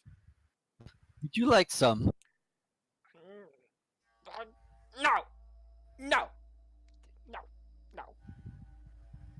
I love this voice you have for him. I really feel invested in him right now. I don't know why. I'm just really into him right now. I'd like to rip off just a tiny bit of cooked meat Oh, and oh. just a tiny bit and hand it to him. Do you Waitrose like M&S sort of? Please try our indulgent, creamy, 24-ounce sirloin steak rib. It will utterly Juicy. Yeah. I was known as the best cook back home, and I believe you should really try some of it. As he says this, Kolos kind of like goes over near the food and just takes one of his like clawed hands and then just makes a really drawn out point of like just attesting to how delicious it is. Oh, do you do the? Yeah. Basically rubbing the having an stomach? orgasm while eating. You can give me a performance check. Oh, jeez. Oh, all right. Nice. Palladius, you can give me a persuasion check, but not only at advantage, you can also do it with a +5. Nice. So that'll be 26. Oh, that's awesome. That's Okay. awesome. Okay, he just like, I cannot deny the food. I really want it. Please let me eat. I want to taste the good meat. Please. Only if you will be a friend to us. We need to find this amulet. I'm your best God. friend. I love you. Please let me eat it. Please. I'm your best friend. I'm your snuggle buddy. I'm your aunt. Please just let me eat the meats. Let me eat the meats, please. I feel so back and forth. I'm an ant without his queen. I'm lost in the ant tunnels. I've been I going want around you- all day. I want you to look at me and look into my eyes Yes, and yes, of swear an course. oath of allegiance to me. And know this, an oath. Through a paladin of Eldath, your oath must be held. So hold an oath of allegiance. And I, shall gi- give you I meat. give you my word. I give you my word as an ant to be loyal and to follow you, my queen. But please let me eat the meats. I shall give him a decent amount of food, but not enough to sate his hunger. So he can still hold it over. Oh yeah. Can I have more, please? We still have to find this queen and this amulet. No, I more, would more, like more, to feed more, more please, folk. please. I need some more. I need some more, please, my queen. My queen, I need some more. I gave my oath. I'm loyal to you. Please feed me. Feed your little ant, please. Then promise to show us where the queen is if I feed you. Yes, I do. I promise. I just like to remind you, you're under oath. I'm under If oath. you- I give my oath. I give my life. Please. Then just I keep shall. feeding me. I'll give him as much food as he's willing to take. He will demolish everything you cook. You don't know where he puts it, but he will just eat everything you make. Wow. And by that time, he's still like, "Oh, can I have some more? I like some more, please. Please, can I have some more?" Elithiel is gonna like sternly. He's gonna tap the cage with his staff, like he would to his tutor or like to his pupil, and he would say, "Enough is enough, little one. We have finished with this game. We need to know now." You're not my queen. And he gives a tsundere. Although you can't tell because of the mask, I guess. I'll go down to one knee and look at him. Once we find your queen, I shall make more like this every day. But please, help us find the queen. Ooh, you promise? I swear. Ooh. Okay. I'll take back my javelin and let him out. Oh, thank you, Kolos, Queen. if they run away, I want you to catch them. Thank you, I Queen. can do that. And he steps out, and he does look around, like he's checking like between every 3 seconds, like clockwork, a real sharp turn of the head to look for a potential getaway. But you guys have him under severe lockdown. I will put him back into his little baby cradle. And he goes, oh, well, I'm here. It's so cozy. He's got so much hair. My queen's got so much hair. Makes me feel like special ant.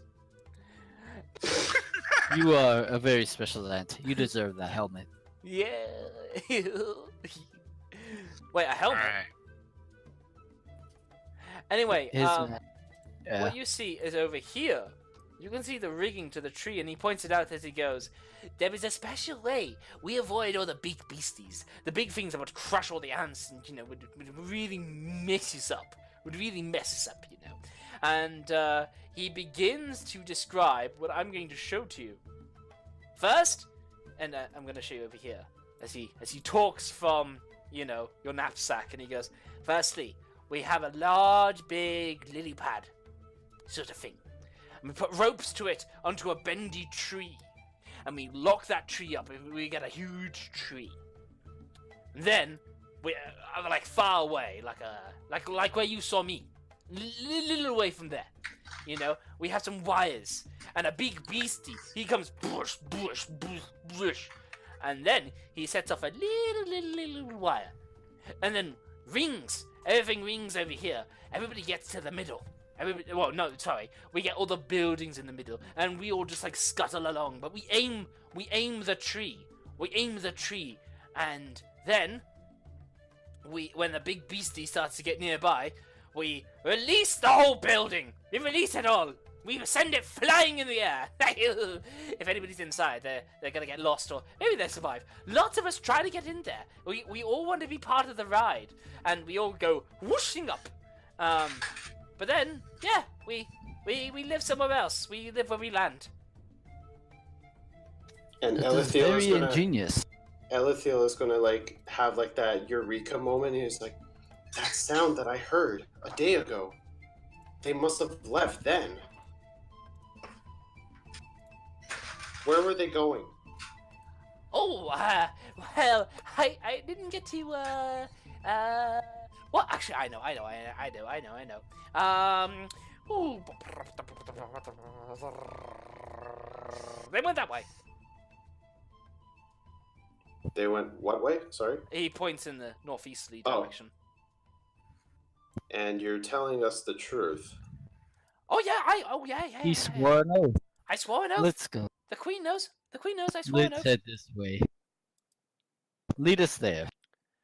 Well, I don't know how far away they are. It must be very nearby. It can't do any more than 1,000 feet or so, That's like, well, no, he doesn't say 1,000 feet. He says, ooh, that's something like about 3,000 little footsteps of mine. Or rather, he says 330 footsteps. Ants always remember how to get there from their feet. Yes. I need to count it out with my feet, or else I'll say, you may have missed it, or we're too soon. I need to walk there. I need to count up the steps. You need to go 1, 2, 3, 4. Buckle my 4, 5, 6. Take the 5, 7. I'll convert the baby strap into a child's leash. Yay! You do so easily, and you set him free, and he begins to march forward as he basically goes, The little bounty goblins went by two, hurrah, hurrah. But this little goblin is alone, hurrah! You're not alone, my friend, and I shall hum with him. The little goblin has his queen, he's hairy and he's rather mean, and they all went marching into the jungles of Jolt. And he just like keeps making up weird shit like that. Alright. I'm a bit scared of how into this roleplay I am at the moment, and I don't want you to find their camp. However,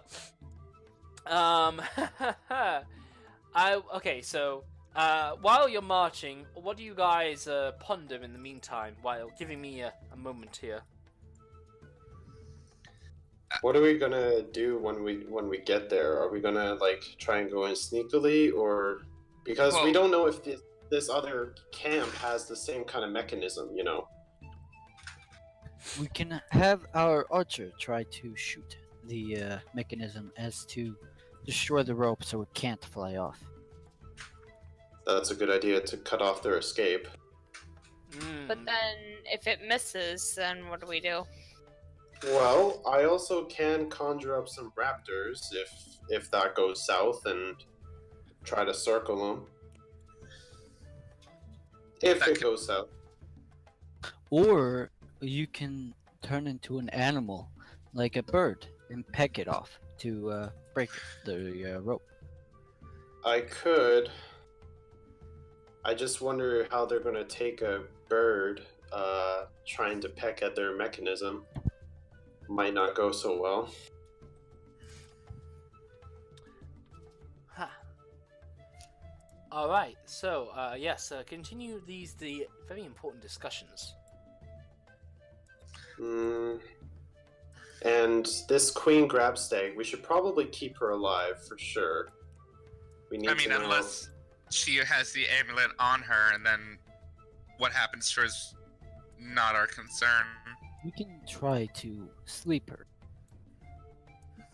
Very true. True. We may be able to use her influence to our advantage. How so? Because We can create a goblin army. yeah.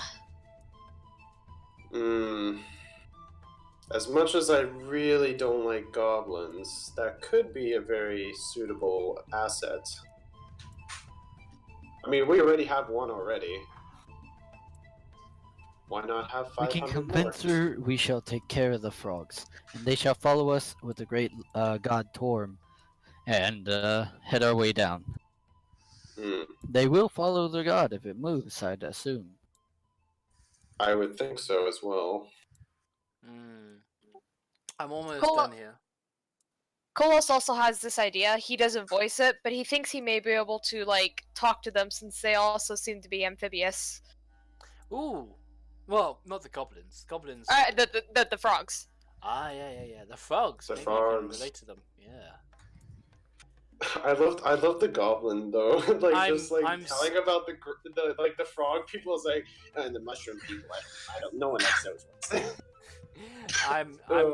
I'm super proud of my investment in him. I won't lie. Like he's bordering on Stewie a little bit. That's why Stewie? I love it so much. Like from fan. Well, I hear that. I hear like the little. Oh, I don't bits hear of that at Stewie. all.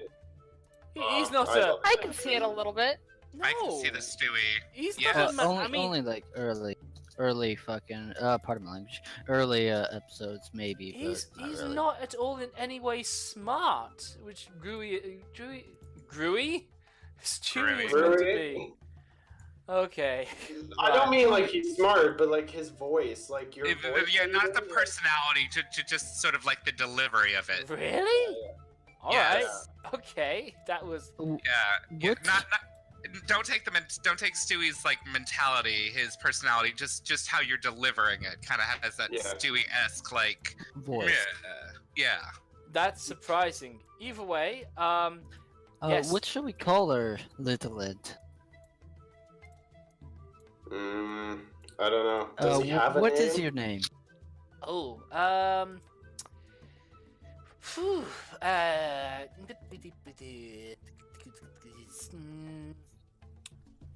oh, yes, sorry. I have a nickname. Right. Does that translate into common? No, it doesn't. We'll just call the little one Soup, because that's what he's going to be if he betrays us. Oh, I like Isn't that soup. right? Soup. Oh, Soup. I like soup. I like queen soup. It's nice. Then that's what we'll name him, Soup. Very Soup nice. is his name. Now then, you guys come to the edge of the forest line, and unlike the area, this is actually much denser in forestry right at the moment. I'm gonna change music a bit actually.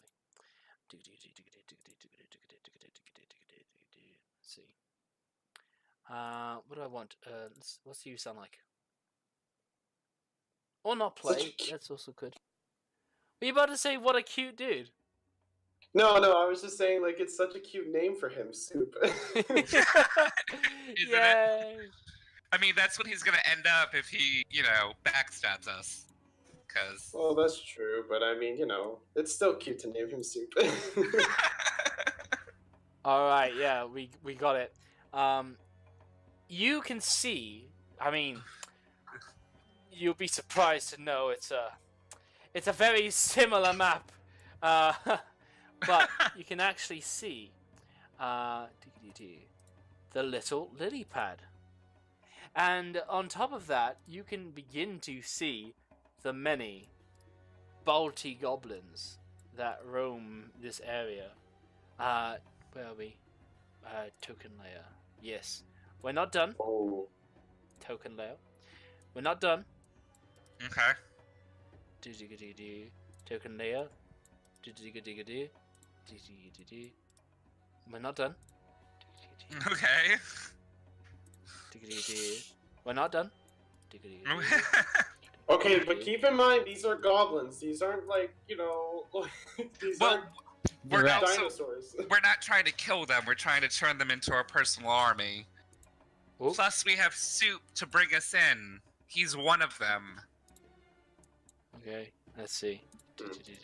Oh, I have to be on GM layer. Right, that's it, yeah. Yes, there we go. Oh, one over here. Yeah, there we go. There we go. +2. Sha-la-la-la. Yeah, so, when you guys approach, Soup goes, "Oh! Hi, guys! How you doing? It's me! It's Soup! I have a new queen! You're all fat!" Anyway, and the goblins immediately realize where you are, and they go to attack. Roll me initiative, please! Oh, no! It's Soup! We've That was been my duped favorite. for such soup. Wonderful. It was Soup.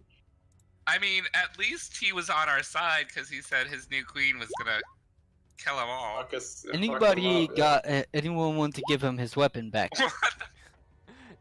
Even if he did, he's basically restrained while he's in this harness you made Oh, him. we can. Oh yeah, you're We just gonna can be remove bashing it. them with your shield. Just- I just actually- did a critical failure. I'm gonna go and throw him on my back before. we Four go of into us? 4 of us? 5. You got It's okay. Fire Forge here. Oh yeah, that's right. Hold on, give me a sec. And it's okay. It's fine. They're just goblins. Come on. No, I'm just surprised. No, I'm not worried about the goblins. I'm gonna fucking slice them. Fucking pieces. I'm gonna shred need- these fuckers. We need to find the queen first, and then maybe if we hold her hostage, they will be hesitant to attack. Well, actually, All right. there are 2. You want to go running right into the middle of a swarm of goblins? Now, I what's see. to mention? These that have this face are goblin children, and are to be considered. Aw. Yeah. Just to get this in for you, your stealth is blown by Soup, as is any stealth of approaching. Everybody knows where everybody is. Kolos, you can begin first. Sorry, 1 second. No problem. Do you We gotta get Soup his own little token perimeter. token perimeter? What do you mean? He's got to look like one of us now, since he's in the group. Hang on. Like a Right. border, yeah. Yeah, we Oh. gotta keep. We're keeping him. We're keeping him. Okay. I'm hoping.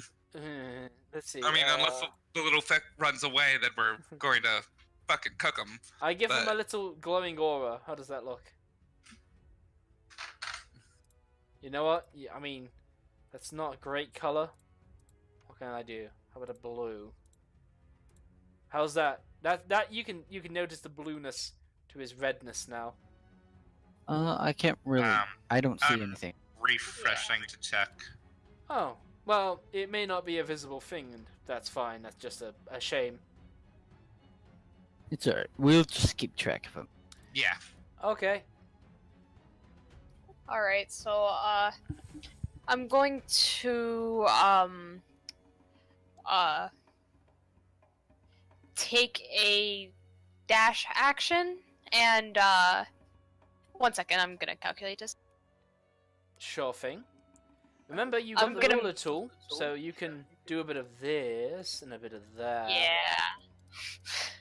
I'm gonna just go ahead and zoom over here, like to get onto the lily pad. That way they're more like hesitant, but like he doesn't quite have his weapon drawn. He's just kind of chilling here. Okay. All right. Yeah, like he's trying to show he's not a threat, but he's just making sure as he's trying to make them more hesitant to use their lily pad fling thing. Interesting. Okay. Arak Fireforge's turn. Okay. So, are we actually going to fight these things, or are we just trying to go for a pacifist kind of thing? We need to find. Oh, we'll have to fight them until we get their queen, and maybe we can have them stop. So we need to find out where she is or what she looks like.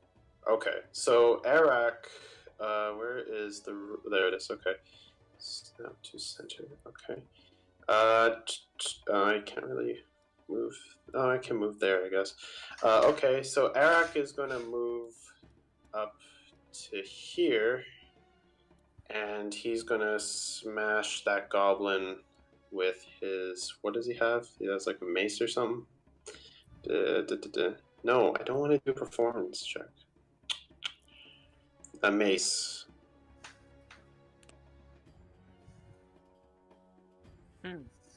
All Damage roll. right. Damn. Yeah. That is a hit, and that is damage. Bloodying this poor defenseless little goblin. But he is messed up by that first mace attack. But I don't believe Arak has an extra attack. I don't think so. He's busted up the goblin's ant mask. It's definitely messed that up a bit. And it can be exposed to a bit of snarling brown-skinned goblin beneath it. I guess that is his turn. It is now Ilufriel's turn. Yeah, sorry, I'm just opening up different pages. It's okay. Let me see what I want to do.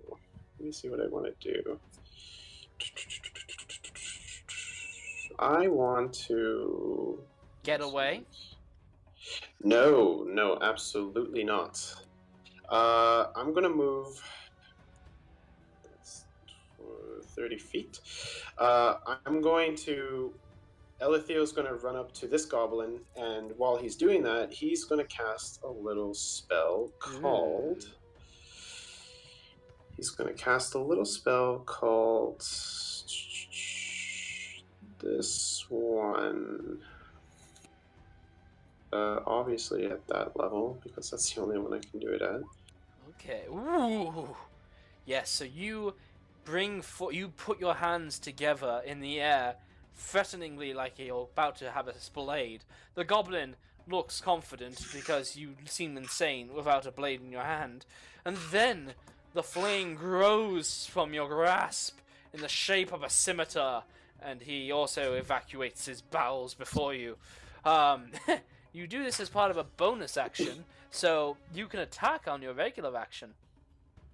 I will do that. So to do a melee spell attack, it's just plus my wisdom, right? It's your Or same something? spell attack bonus as found on your spells page. If you cast... Oh, no, I said if you cast a Flame Blade, it would do it. What is your spell casting ability modifier, or your spell casting attack modifier, listed on your character sheet? It is a 6. Then that would be a d20 plus 6.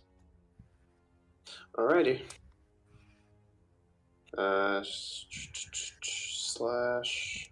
It is broad daylight, by the way, in this sparse opening of canopy. Oh, good. Where is my plus on this thing? Oh my god, there it is. Plus 6. And rolling. Excellent. That is definitely a hit. Roll damage. Roll 3d6. 3d6, thank you. And do I add my damage to that? No. Or, like, oh, okay, it's just Flat a regular... 3d6, as described by the spell details. You, lightsaber, cut this goblin in half. Now, do you want their corpses left on the map, or do you want them deleted? Oh, yeah, I mean, I kind of burned it to a cinder, so I kind of would like it gone. Alrighty. But yeah, no, it's more than that. You leave it in twain as you most definitely scarve up the 2 lumps of chunky goblin flesh down before your feet as you utterly just cut it across, seared it apart, and just gave it a swift end. Alright, that's my turn. Alright, it is the goblin's turn. Firstly, this one over here is going to go for Arak Fireforge, given that he's in melee, with a little scimitar. 6, that's a miss. And I don't mind showing these rolls. Okay, now, child, thingy there. Yes. Oh, you updated our hotkeys. Habits die hard. 30 feet. Yeah. This one aligns himself here. This one falls either side. This little child, he goes there. This one goes further back. These 2... Oh, actually, feel them child. Alright. These 2 give some short bow attacks to you, Mr. Fiery Dude. Now, your Flame Blade is a concentration. If you're hurt, you're going to be making concentration checks on me. Mm-hmm. That is a miss. No, sorry, that's a 17 and a 14, which I believe is a hit. Why is your token not updated with these things? 14 is a hit. Yeah. No problem. You are struck on this 17. Take 3 damage. Make me a concentration check, please. DC 10. That's Constitution saving throw. Right. Constitution saving throw. That is a pass. Then you are hit on the 14 and take an additional 6 points of damage. Make me another con saving throw, DC 10. Okay, I will do so. That's not the right one. Thank you very much. That is a failure. Does anybody have inspiration they want to spend on Mr. Elofriel? No. I don't think we have any. Oh, damn. Wait, did Eric have one? I thought... yeah, he does. I think. You can get him to spend it on that save. Yeah, I'll do that. I'll do that. Actually, Nice. wait, hold on. Let me check if this one is a... I need to check if this spell is a concentration as well.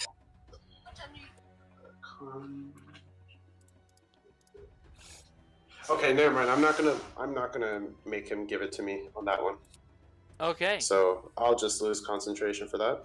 Very well. Yes, your concentration shall be lost. Your Flame Blade tracks in. And, yeah, you have lost your Flame Blade. Which is a shame. By the way, a long rest have happened? Yes, long rest have happened. The only thing that will be, have been used is Colos's, Wall of Water spell. Which I believe is, racial. Alrighty. Yeah. Now then. This little goblin, he backs up. This little goblin, he backs up. This little goblin, he backs up. They will short bow you, Mr. Kolos, 3 times. Alright. Not you, Kolos, sorry, Elufriel. Jesus. That's a 12, that's a 17, and a 21, 9, 15 points of damage. I can see that puts you down. Yeah. Alrighty. That was quick. Alrighty. Wait, no, it doesn't put me down. Like, it's not. I'm not dead or unconscious. It just. Really? Well, no, because 3 plus 6 is 9, and I had 15, and so now I'm at 6. Minus another 6. Well, I was at 24. I was at full health, right? Oh, sorry, the 12 is a miss. Yeah, so it's just the 3 and the 6. Yeah, okay, yeah. Yeah. No, you're hanging in there. Nice one. Okay, sweet. Alrighty. This little goblin goes over here. He does a short bow attack on Nesrin. That is a hit, doing 8 points of damage. This little Jesus. goblin doesn't need to move anywhere. He does a short bow attack on Nesrin. That is a miss. That is a child. This little goblin, and this little goblin. Well, this little goblin. He's going to go there. And he's going to do a short bow attack on Arak. That is a miss. This little goblin is going to do an attack on Kolos. And the 2 outside this hut are also going to do 2 against Kolos. That 12 is going to be a miss, but I'm pretty sure that 23 is a hit on you, Kolos. Yeah. Yeah. And so is the 12. Right. Oh, wow. Why? His armor class is 11. Why? Do you not have better armor? I mean, She has leather. They have leather armor. they could have upgraded that, but alright. This little goblin down here is going to also short bow you. That is a hit and does 8 points of damage to you. Alrighty. Right. Did you update that? Because your token is connected to your health, and if you don't change your health, I will see your token will remain the same. There we go. Oh, yeah, there we go.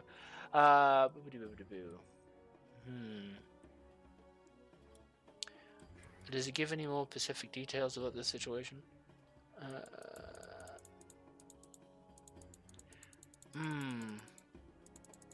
Okay. Yeah, fair enough. So, at this point, you also see a interestingly garbed female goblin approach out of here. And you can hear Soup definitely say that, oh, that's Queen Grabstab. And you have a picture in your handout now of Queen Grabstab. Yep. Yeah, that's how she's looking. And let's see. Ooh. Huh, nice. Okay, no, she just basically is there with some spears in hand, and she orders her attendants to come on out. And all 6 of them come out here. She also commands the ones in this little hut to come on out. And basically, I guess she kind of commands them to make a solid wall around herself, basically. Sort of defend her with. Something like that. They have the movement to do this. Yeah, that's about right. And, yeah, that is their turn. Nesrin, it's your turn. Should we keep trying to fight them? I was hoping we could get to the queen, but this might be harder than it seemed. Perhaps if we lay down our weapons? Or at least sheathe them? That doesn't sound like the best idea either. Goblins aren't known for negotiating, unless on the tip of a sword. Alright, then. Mr. Pelagius, Yes. I'm going to ask you to give me a persuasion check for no other reason than to just see how friendly Soup is with you. Very nice. Soup says quietly to you, they've tied themselves up to a new catapult. And he makes a point of over here.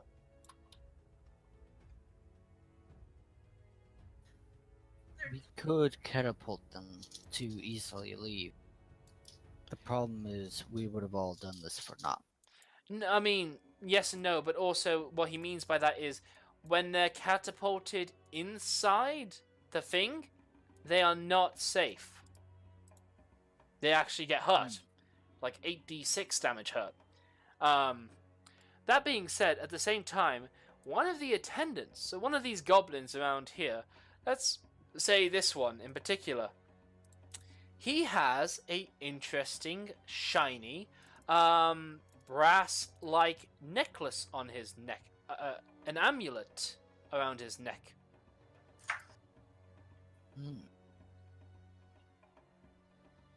Then we shall get it from his corpse. Oh, damn. So next So week... wait, but if the catapult went off, but then they're flying somewhere else, right? Yes. Okay. Well, and also Kolos is inside the thing too, so I don't. It's like tumble drying a cat. You know, the cat lives a little bit while you're doing it, but then after the 5th or 7th time his head got knocked around in this rotating ball of sides that slap and punch into it, eventually you end up with a mangled, broken cat. Yeah, no. Let's not do that. Okay. That would require us to chase it. All we need is that goblin's amulet. We don't need anything else. I have fair. an idea. Yeah, I have a good one, but I'm gonna wait until your turn. Pelagius. Well, I can move 40 feet. I'm gonna head over in this direction behind the druid, Yeah? and then I'm gonna take a shot right here. Here, let me move. I'm gonna head here, Okay. and then I'm gonna take a shot at this guy with my crossbow. Alright, go for it. That's a hit, and that is a deceased, mowed down goblin.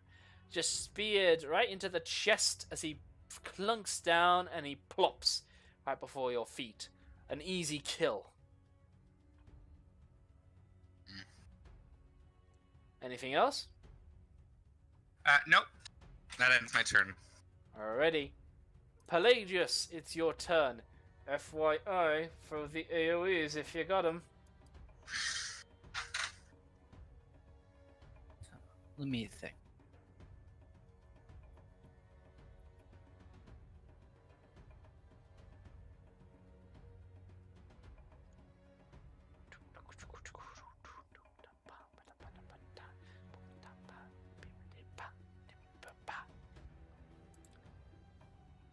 We should still keep the option of tossing them in the air viable.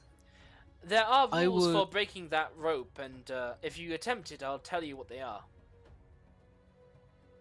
But the thing is, Kolos, I mean, she would have to get out first. Yeah. So I But I would could- like to, I could make that shot, and then all we have to do is just use lizards to track them down. You were saying Alright. Pelagius. I would like to, move just a bit closer and cast Shield of Faith on, our Colossus. Excellent, already. Nice. Yeah, 60 feet. Woo! Yes, you shield of faith And- them. You call upon your goddess, and she does listen, imbuing Kolos with a bit of extra AC. And that'll be the end of my turn. Remember, this also is concentration on you. And your little friend, Soup, behind you, he goes, Oh dear. Oh, they're all here. Oh, that's no good.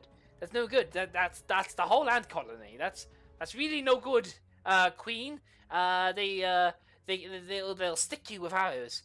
Seriously, I've heard tales of how we've taken on an adult green dragon before. This is no good. This is no good. You gotta get out of here. This is too many. Oh, that was a bonus action. I'm gonna use my main action to use the dodge action. Oh, smart move. And you perform the dodge action. A bit of wiggliness. Okay, Kolos, it's your turn. Mow these guys down. She has to do some schoolwork, she realized, so I'll be covering for her. But she's listening. Okay. She has an arcane arrow that pierces through multiple enemies in a line. That's what I was thinking of doing. Ooh, yeah, this is the time. Get some So juiciness. two arrows. I want one to go like this, and use action surge so I can do another one to hit like this. Ooh, ah. Now remember, they can move between their attacks. They can spend their movement between their attacks. So what I was thinking was, bibbidi boop, bibbidi boop, and then shoot all the way through there, and then the second shot, I guess she could go back up from there and shoot down like that. I don't know. It's up to you That'd to be get the too much most out of movement. your sweep. I would like to leave movement to try and get out of there since they're pretty hurt, and also get away from the lily pad in case we have to throw. Okay. Yep. So Move your the person. shot will go here, so it can hit 1, 2, 3, 4, 5 of them. Draw that line again. Okay, so I have to really choose if it's going to hit the top left or the top right one. I won't allow it to hit both. I will choose the top left one. It will not get this fella. Now, if I remember, it has to be a ranged attack made normally, and then it's a DC that carries on as it flies by, correct? Except the piercing arrow, when you use this option, you don't have to make an attack roll for the attack. Oh. Well, alright then. Let's see this spell and let's see it all in action. Let me just get this all together. Yeah. So for piercing arrow, I'm just looking at it. That's piercing arrow, and as for the rest of it, Don't make an attack roll for the attack. Yes, so 30 feet long. 30 feet long. Dexterity saving throw. Failed save. Creature takes half. As if it were. Okay. Takes damage as if it were hit by the arrow. Plus an extra d6 piercing damage. Okay, yes, so. Dexterity from the goblins. What's your DC? DC for arcane shots should be intelligence. Include this in the arcane shot description, by the way. I will pull it from the sound, so I'll have it open. Do Kolos. Intelligence over here. Intelligence modifier is -1. 9 plus proficiency -1 equals 9. The DC is 9. Let me just make sure that If it's based off intelligence fighter, and not charisma. Arcane archer. It is intelligent. That'll be a DC of 9. Got it. That is a failure. Next goblin. That is a that's a pass. Next goblin. That is a failure. Next goblin. That is a failure. Next goblin. That is a failure. Very nice. Let's see this damage. And it where did I just read that? Piercing is normal damage plus 1d6. Give me a attack with one of her ranged weapons. All right, that's 6. Now roll me a d6. Slash roll 1d. No, not 16. Slash roll 1d6. Excellent. In one sheer, simple strike of magical beams of energy, their arrow, Yandu styles, destroys, leaving that little amulet left down there. And yeah, no, they just let out a rippling bolt of magical energy as it just utterly fins the horde. And Kolos is not done yet, are they? Nope. Action surge and shoot another arrow to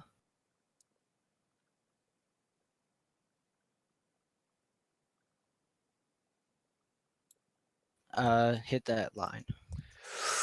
Ooh, that looks like it's hurting. That's a rough one. Okay, it's gonna get that one. It's gonna get that one. It's gonna miss this one. It's gonna get this one. 3 dexterity saving throws. 1, 2, 3. Okay, fail, pass, fail. Same as before. 3 plus a d6. 5. Okay, fail. Takes 5. The goblin remains alive. Pass. The goblin will definitely feel rather hurt, but he will be able to shrug this off, round it down. The next one, he takes another large point of damage, but Kolos is unable to fin the group like she did the first time. Or he did the first time, I can't tell. But no, I believe that's their turn now. And after that, we'll move with the rest of our movement right out of the lily pad. Ooh, yes. Now, this is just enough that their feet is caught up in there. Just 1 foot. Just the kind of situation where you're just like, guys, I can't believe we just whoa, as they just like get pulled up if that thing was to launch. So keep that in mind. So now it is Arak Fireforge's turn. Yeah, let me see what I can actually do. Sacred Flame, any kind of guiding bolt, spiritual weapon, scorching ray.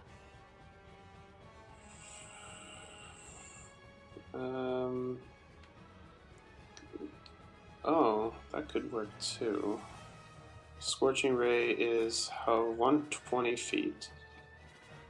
3 rays of fire that hurl them at their target. Okay, sure. Yeah, I'll do that. Who are your targets? You can have 3 rays. Right. One of them will be this one. Which one? That one there. Why is it not there? There we go. Yeah, totally fine.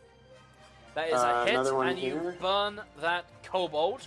Now, roll for that skill again, because you roll on each of these scorching rays.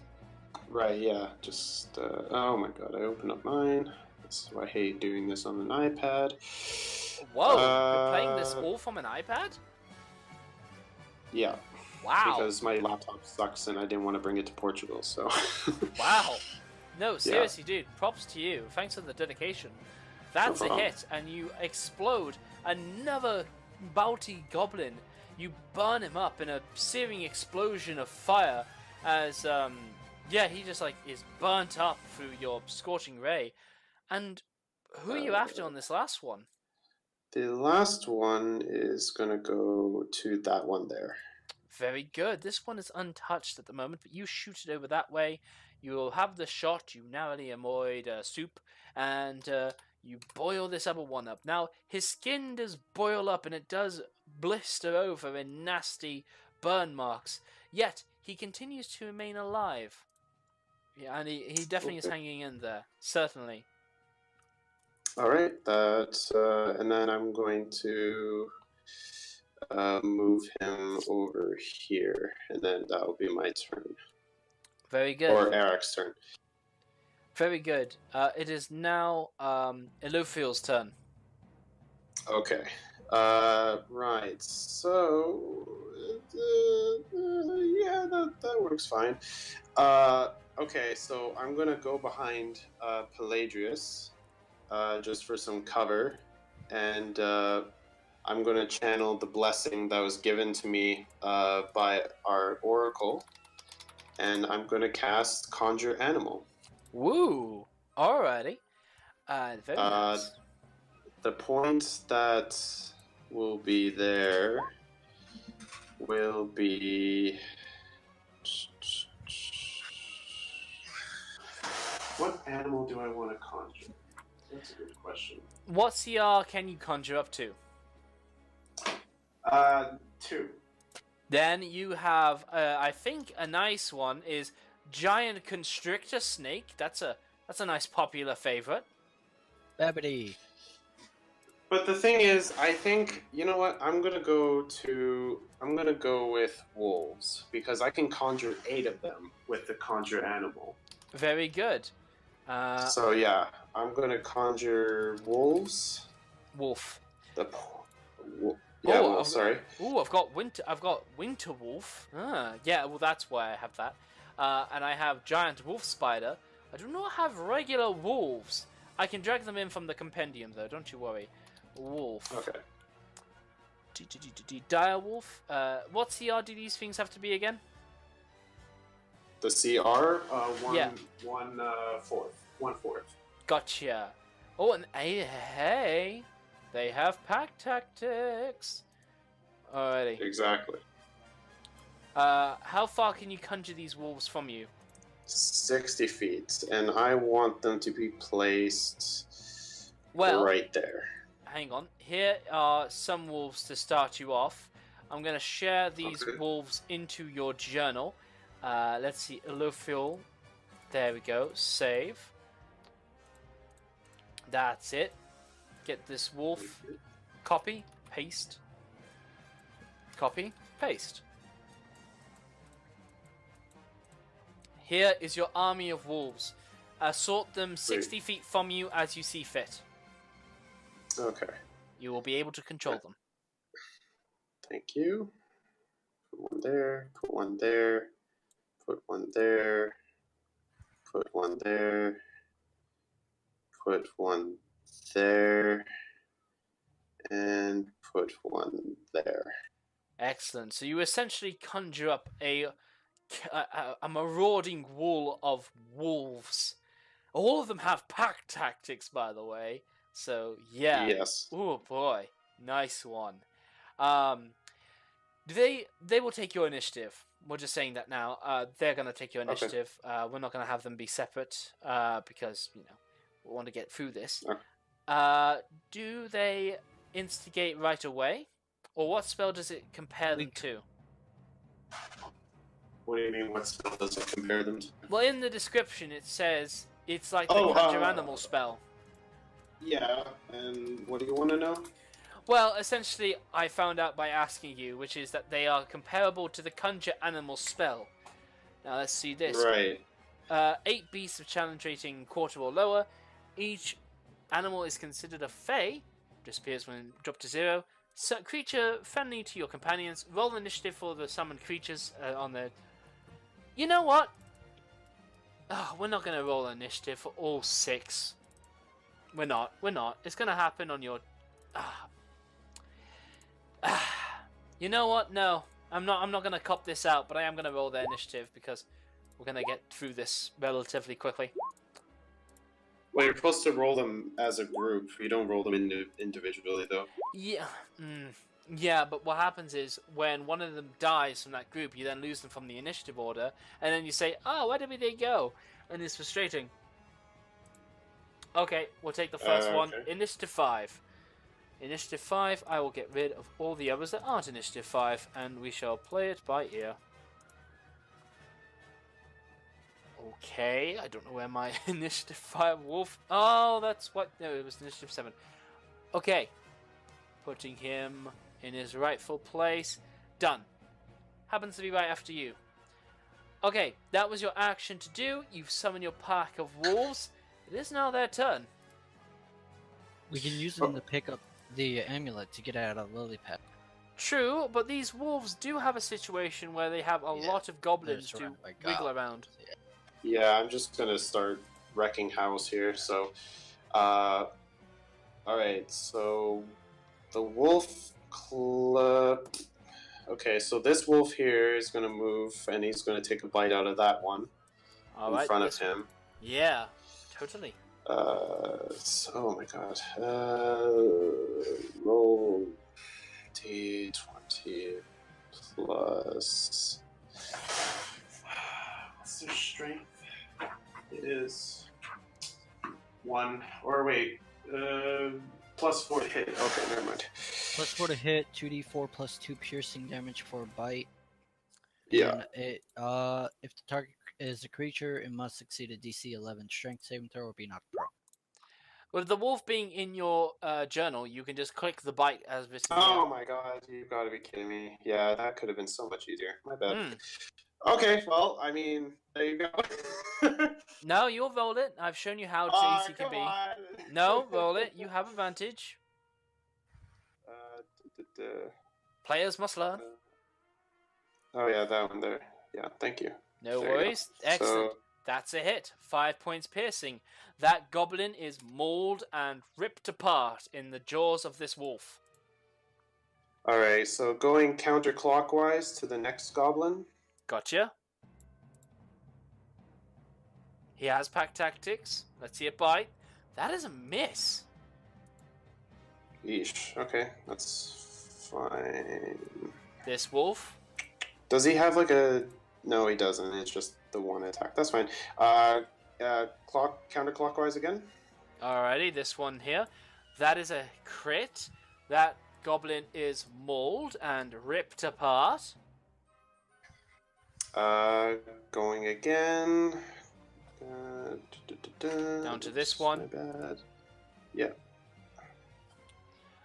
That goblin is ripped apart. He was completely okay, but with the other wolf snarling and snapping, makes the difference, and this goblin finds himself just destroyed. Going down the line. That is also a hit, and that goblin is just mauled. The queen's defenses are just utterly ripped apart as all of her legions are just taken out by wolves. These wolves have their movements if you want to use them. How many? Oh, I went through all the wolves, hey? Okay. Yeah. Okay, so I'm gonna circle around this one then. So this one will Actually, go you only made there. 5 attacks. It is true. Six I wolves. just can't, for the life of me, figure out which wolf you missed, and I don't want to get into it. Wait, 1, 2, 3, 4, 5, 6. Why do I only have 6? I should have 8. 1, 2, 3, 4, 5, 6. You should not have 8. You should have 6 bites for 6 wolves. No, but I mean I should have 8 wolves. The conjure animal allows me to have 8. Jesus. All right. Yeah, you I didn't give you that many. And here's 2 more. Put them 60 feet from you and move them to There you go. kill as you like. I'm going to. Yeah, there you go. That's a good. Okay, a pack of wolves is pretty great. Can't lie. That's what I'm I saying. thought, you know, they like- have an army of. They have an army of goblins. I have an army of wolves. You really I thought- do. You I thought really... 4 giant turtles was enough, but Jesus. This is Yeah. serious. Okay, yeah. Let's have Yeah, these he's 2 not bites. fucking around. He's not fucking around.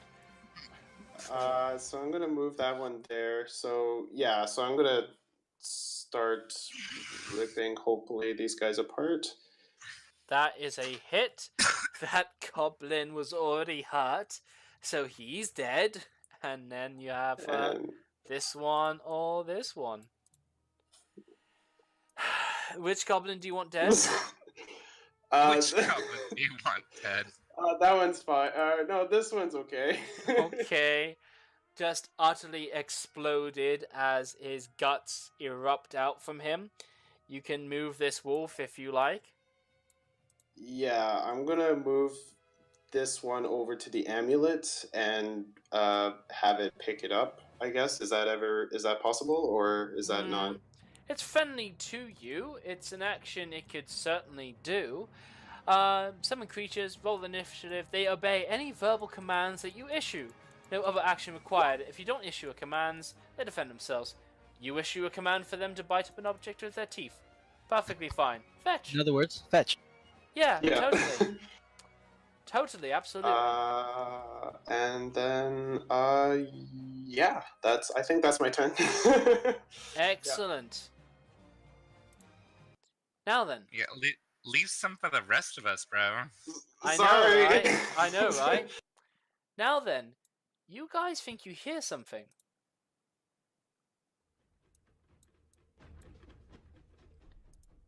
I wonder what it could be.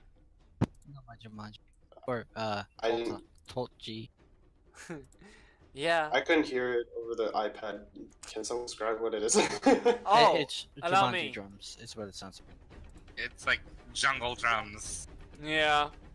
Where's my thing? Oh yeah, here we go. So, you can see the writing in each of your minds, as you remember the rules, which is that the effect of Cholt G does not go until the game is finished. And I'm just trying to find the Pacific. Yeah, here we go. Hush now, just listen. No complaints, no more gripes. The power belongs to the beast with the stripes. And from the corner, good news. The same were-tiger emerges from behind the trees. And I cast Moonbeam! yes, but first, we end today's session here.